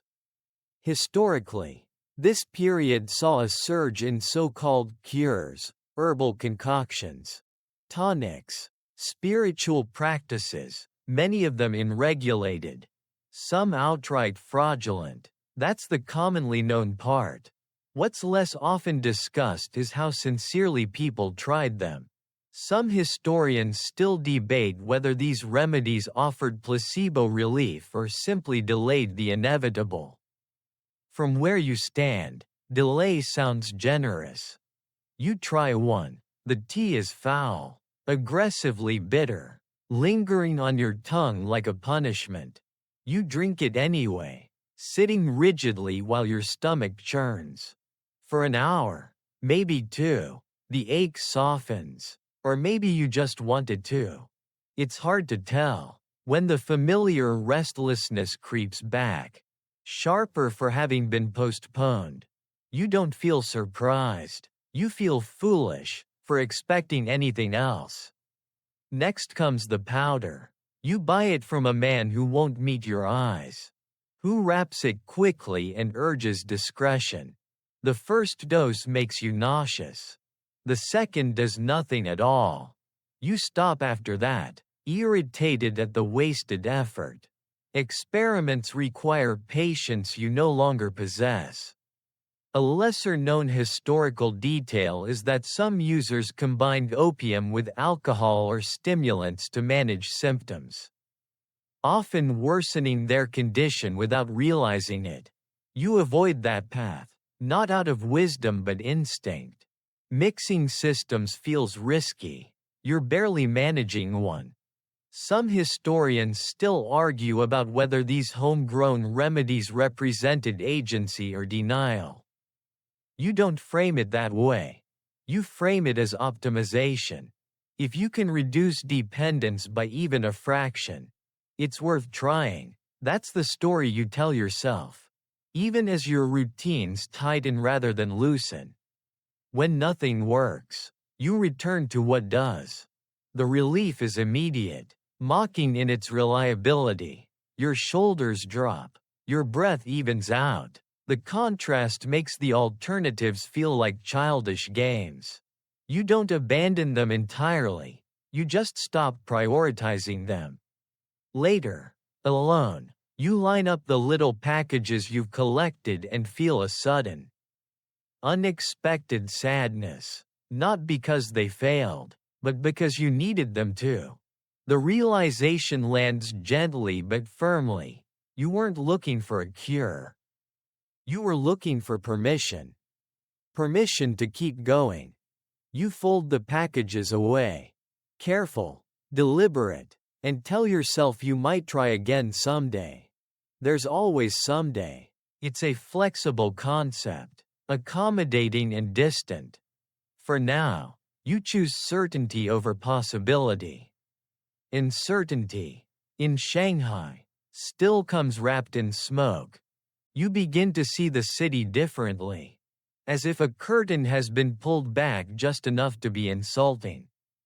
Shanghai no longer feels chaotic or accidental. It feels efficient, purposeful. The streets funnel people where they're meant to go.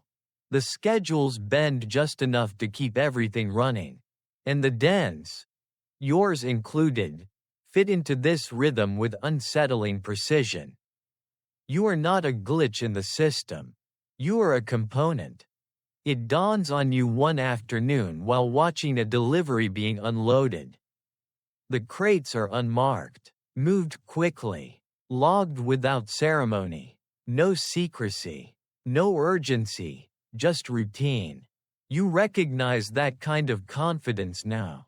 It's the same calm that lives in the den. The same assurance that tomorrow will look very much like today. This isn't disorder. It's infrastructure. Historically, it's well established that opium revenue flowed through every level of Shanghai's economy: landlords, merchants, officials, police. That's the broad picture most people know. What's less often discussed is how dependent the city became on this flow. How deeply it embedded itself into ordinary transactions. Some historians still debate whether Shanghai could have functioned as it did without opium money at all. Watching the crates disappear into the city, you suspect the answer is uncomfortable. You notice how many businesses quietly rely on people like you. The tea house that looks the other way. The tailor who extends credit. The landlord who doesn't ask questions as long as rent appears on time. Everyone benefits from your predictability. You are a steady customer in an unstable world. There's a strange comfort in that realization. It removes the illusion that this is a personal failing. You are participating in something larger, something systemic. If modern commentators like to talk about the algorithm, this is Shanghai's version. An economy that rewards certain behaviors and gently punishes others until adaptation feels like choice. A lesser-known historical detail is that some reform-minded officials privately acknowledged this dependence and quietly resisted meaningful change, fearing economic collapse more than moral decay. Public speeches said one thing. Private actions said another. You don't hear those speeches. You feel the actions. In the den, the talk turns briefly to money again. Someone jokes that if all the opium smokers vanished overnight, half the city would shut down by morning. The laughter that follows is uneasy, threaded with truth. You laugh too, then stop, the sound catching in your throat. For the first time, you imagine the city without you. Not dramatically, no funeral. No missing person notices. Just one less body moving through the system. The thought doesn't feel liberating. It feels irrelevant. Shanghai would absorb the loss without comment. Some historians still argue whether recognizing this larger machinery helped users resist or merely resigned them to their place within it. For you, the effect is subtle but decisive. Resistance requires believing your absence would matter. Right now, you're not sure it would. As dusk settles, you walk familiar routes, feeling oddly anonymous despite your routines.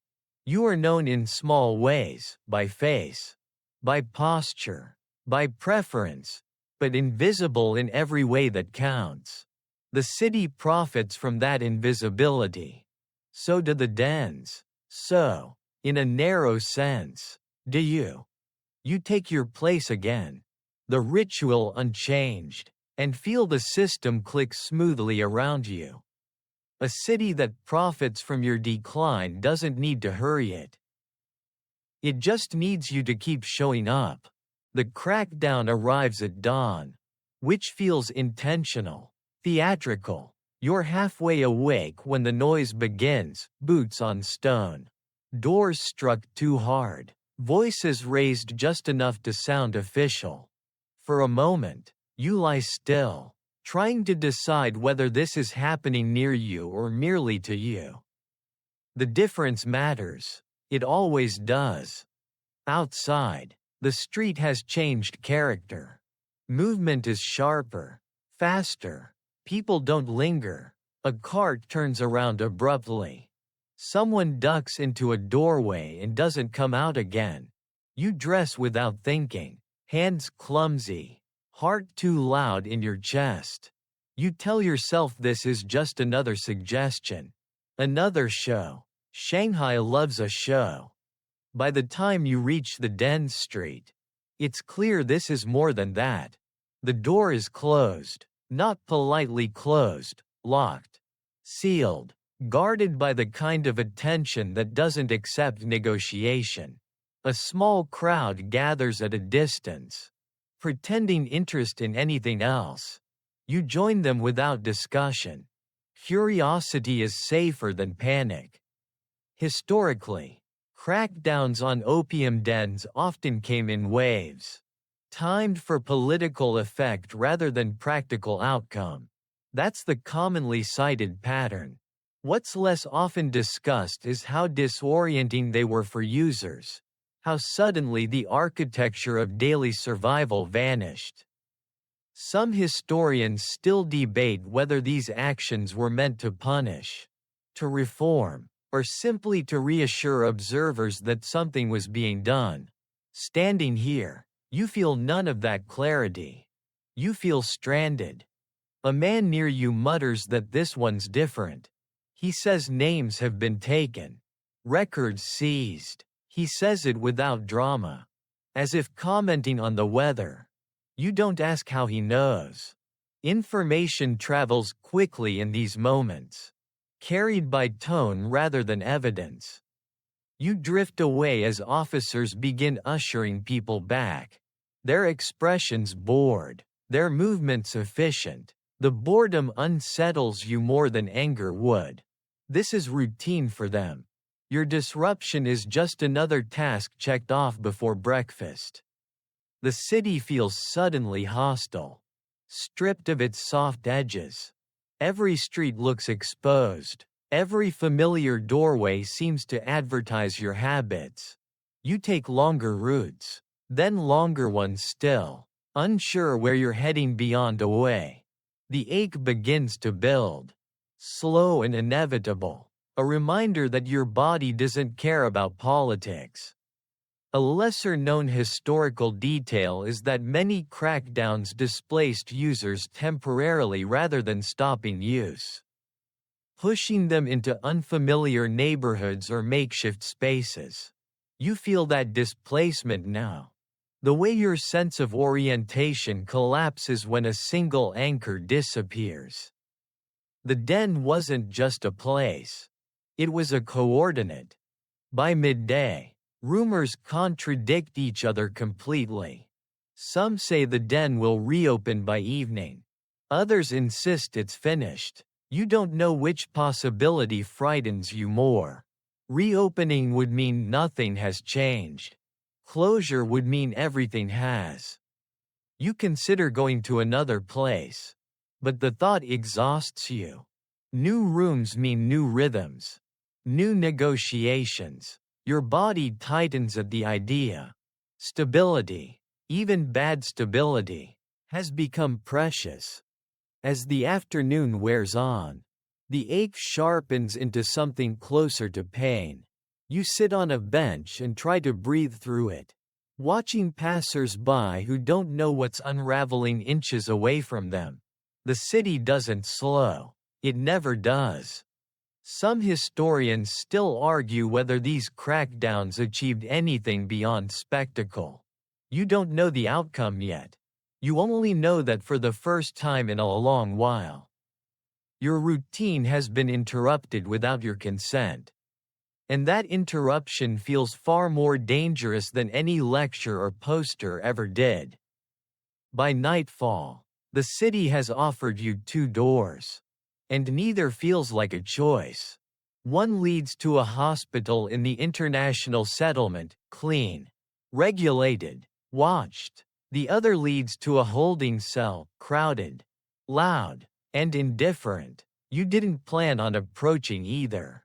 But disruption has a way of narrowing options until they feel symbolic. You choose the hospital first. Not out of hope, but calculation. White walls suggest order. Order suggests predictability. As you step inside, the smell hits you immediately, antiseptic. Soap, boiled linen. It's aggressively clean, like the building is trying to scrub something invisible out of you. You suddenly feel very aware of your clothes, your posture, the faint tremor you can no longer fully hide. A nurse looks at you the way experienced people look at problems they recognize but don't discuss. She asks questions in a practiced tone, efficient and neutral. How long? How often? How much? You answer honestly because lying feels like work. And you're tired of work. She nods, writing things down that will outlive this conversation. Historically, hospitals in colonial Shanghai did treat opium addiction, though approaches varied wildly. That's the commonly known part. What's less often discussed is how thin the line was between treatment and containment. Some patients came voluntarily, others were sent, some left better, others simply left. Some historians still debate whether these institutions prioritized care or control. Sitting here, waiting, you feel the ambiguity settle around you like a draft. A doctor appears, glancing at your chart before looking at you. He speaks about rest, about gradual reduction, about observation. His voice is calm, rehearsed. You focus on that calm, letting it anchor you. For a moment, just a moment, you imagine staying. You imagine clean sheets, measured doses, A schedule not dictated by pain. The image is almost peaceful. Then the ache surges, sharp and impatient, and the image collapses. Observation suddenly sounds like delay. Reduction sounds like withdrawal by another name. You shift in your chair, jaw clenched, sweat cooling at your temples. The doctor notices. His expression tightens, not unkindly, but firmly. He mentions capacity. Beds are limited. Priority is given to severe cases. To those brought in by authorities. You understand the subtext immediately. Voluntary patients are optional. You are optional. You leave before anyone tells you to. Outside, the night air feels heavy. Damp with river fog, your body hums with unspent panic. The hospital door closes behind you without ceremony. And you feel an unexpected stab of resentment, as if it should have tried harder to keep you. The holding cell comes later. Almost by accident, you're loitering where you shouldn't, moving too slowly, looking too uncertain. A hand grips your arm, not violently, just decisively. Questions are asked, papers are glanced at. You answer when prompted. You are guided, not dragged. Inside, the space is narrow, loud with bodies and breath. Someone laughs too hard. Someone else groans softly in a corner. The smell is sweat and old fear. This place offers no treatment. No illusion of care. It offers containment. For a few hours, maybe longer. A lesser-known historical detail is that addicts were often shuffled between hospitals and jails. Neither equipped to address the problem fully. Some historians still argue whether this cycle worsened dependence or simply made it visible. Sitting here on a hard bench, knees drawn up, you suspect visibility was the goal. When you're released, because you always are, eventually, it's without explanation or instruction. The city exhales you back onto the street like something it briefly misplaced. Your body is shaking now. Openly, unapologetically, you don't try to hide it. You walk until you find somewhere familiar. Somewhere operating quietly, unofficially. The relief arrives. Dull but sufficient. You don't savor it. You don't judge it. You accept it with the exhausted gratitude of someone who has learned how thin the margins really are. Hospitals and holding cells fade back into memory. The ache does not. There are moments now, rare, inconvenient ones, when the smoke loosens its grip just enough for memory to slip through. Not the hazy recollections you've grown used to, but sharper images, edged and specific. They arrive without warning, usually when you're alone, when there's nothing to distract you from yourself. You're walking one afternoon when it happens. The sound of a vendor calling out prices triggers something unexpected.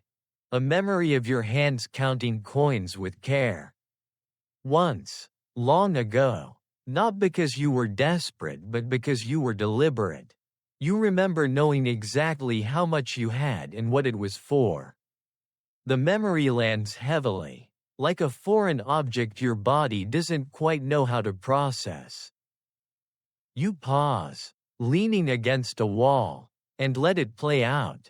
Another image follows. Yourself before the pipe. Before Shanghai hollowed and softened you. You remember impatience then, a restless hunger for something better. It's strange how distant that version of you feels. Like a character from a story you once read and misplaced. Historically, many opium users describe these lucid intervals, often with discomfort or regret. That's a documented phenomenon. What's less often discussed is how destabilizing they were. Some historians still debate whether such memories spurred recovery or deepened despair. Standing here, caught between who you were and who you are, you can feel both pulling at you. You think about choices, not dramatically, no sweeping regrets, but practically. You replay small decisions, the kind that felt harmless at the time. The first tea house, the second visit, the morning you decided to wait just a little longer. None of them feel significant on their own. Together, they form a path you don't remember choosing. Later, in the den, you watch the rituals with new eyes. The careful warming of the pipe, the practiced ease of movement. You realize how much of your identity has been reduced to participation. You are known here by habit, not by history. No one asks who you were before. No one expects you to be anything else. A lesser-known historical detail is that some long-term users kept small personal items, letters, photographs, tokens, as anchors to their former lives. You don't have anything like that. Or maybe you discarded it without noticing.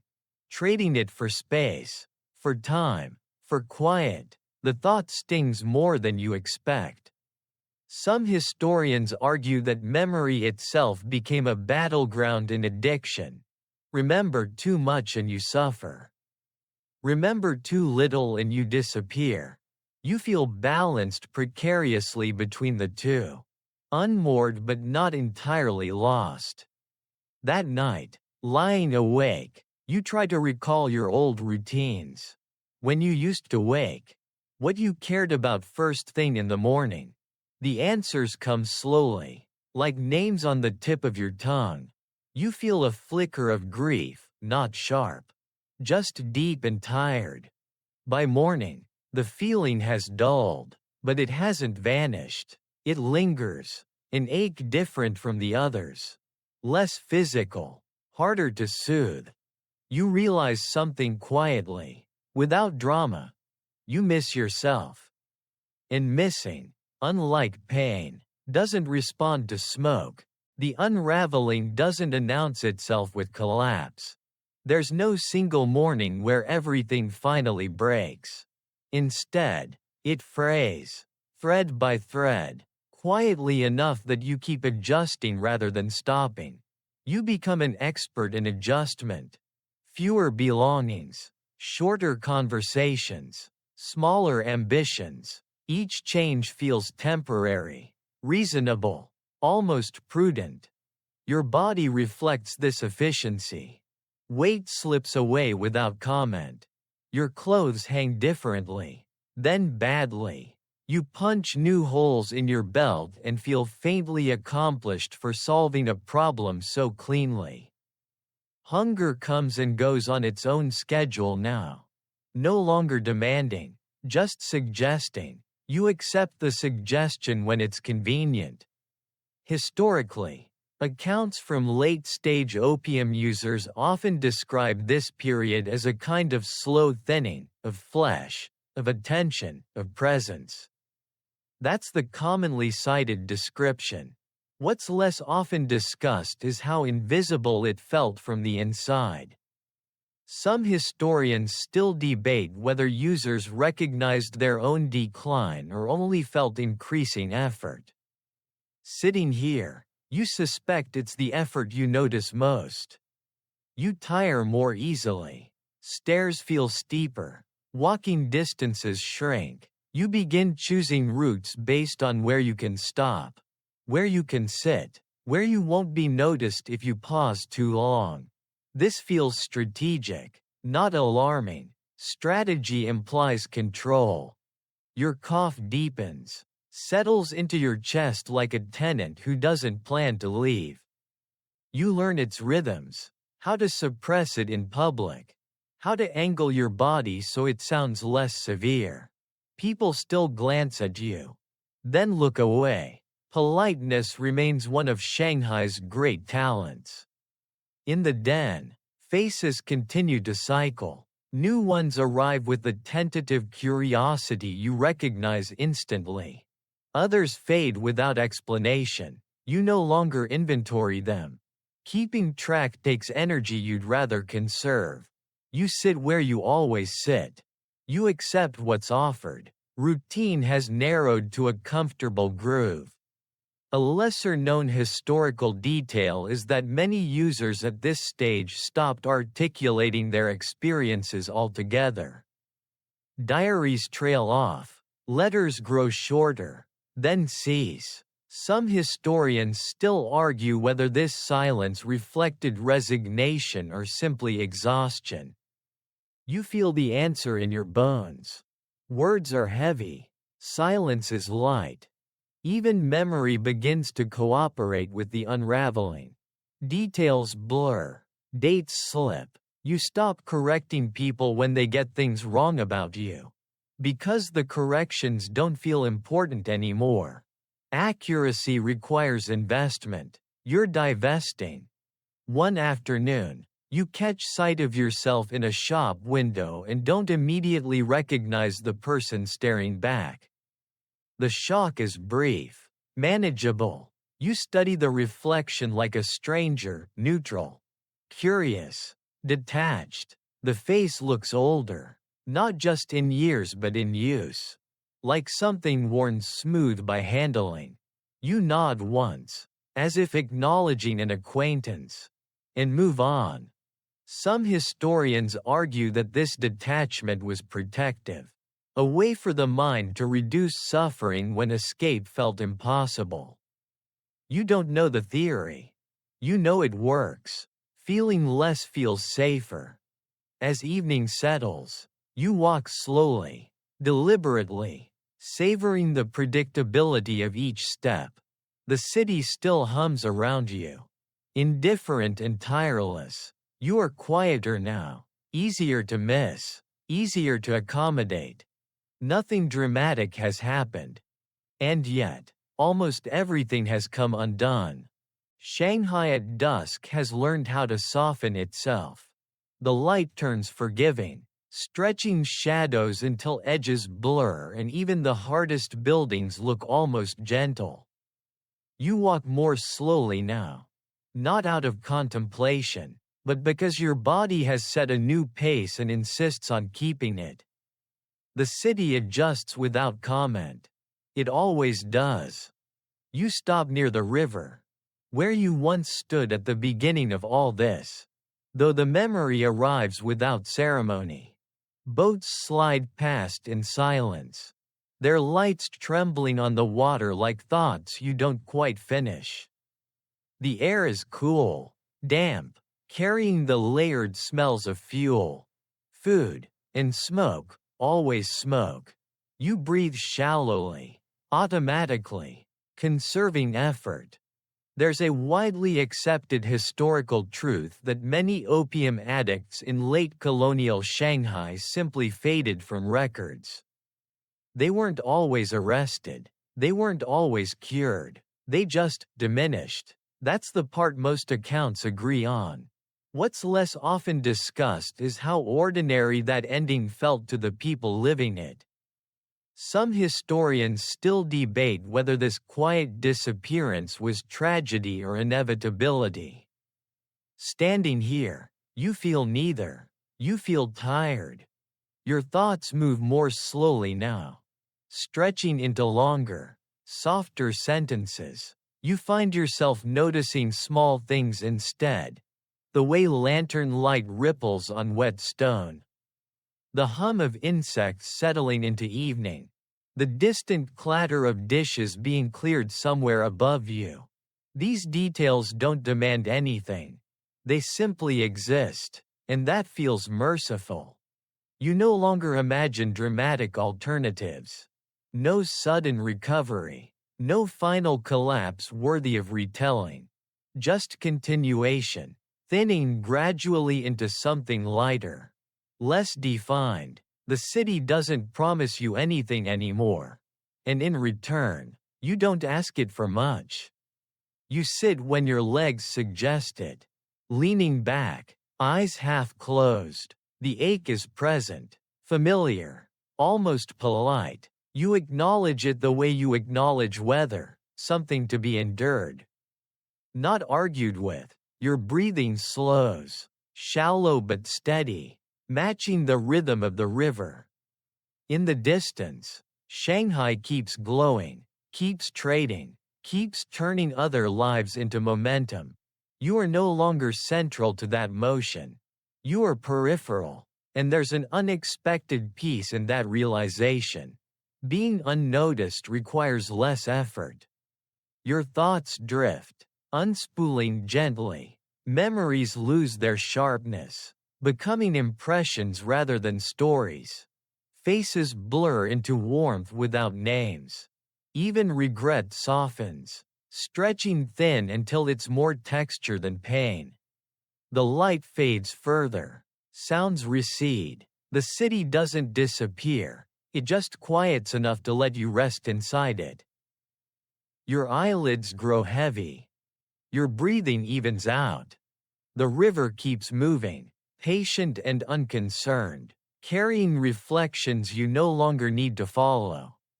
And as the last clear thoughts dissolve into something softer, slower, kinder, the world dims with you. End of script. Sweet dreams.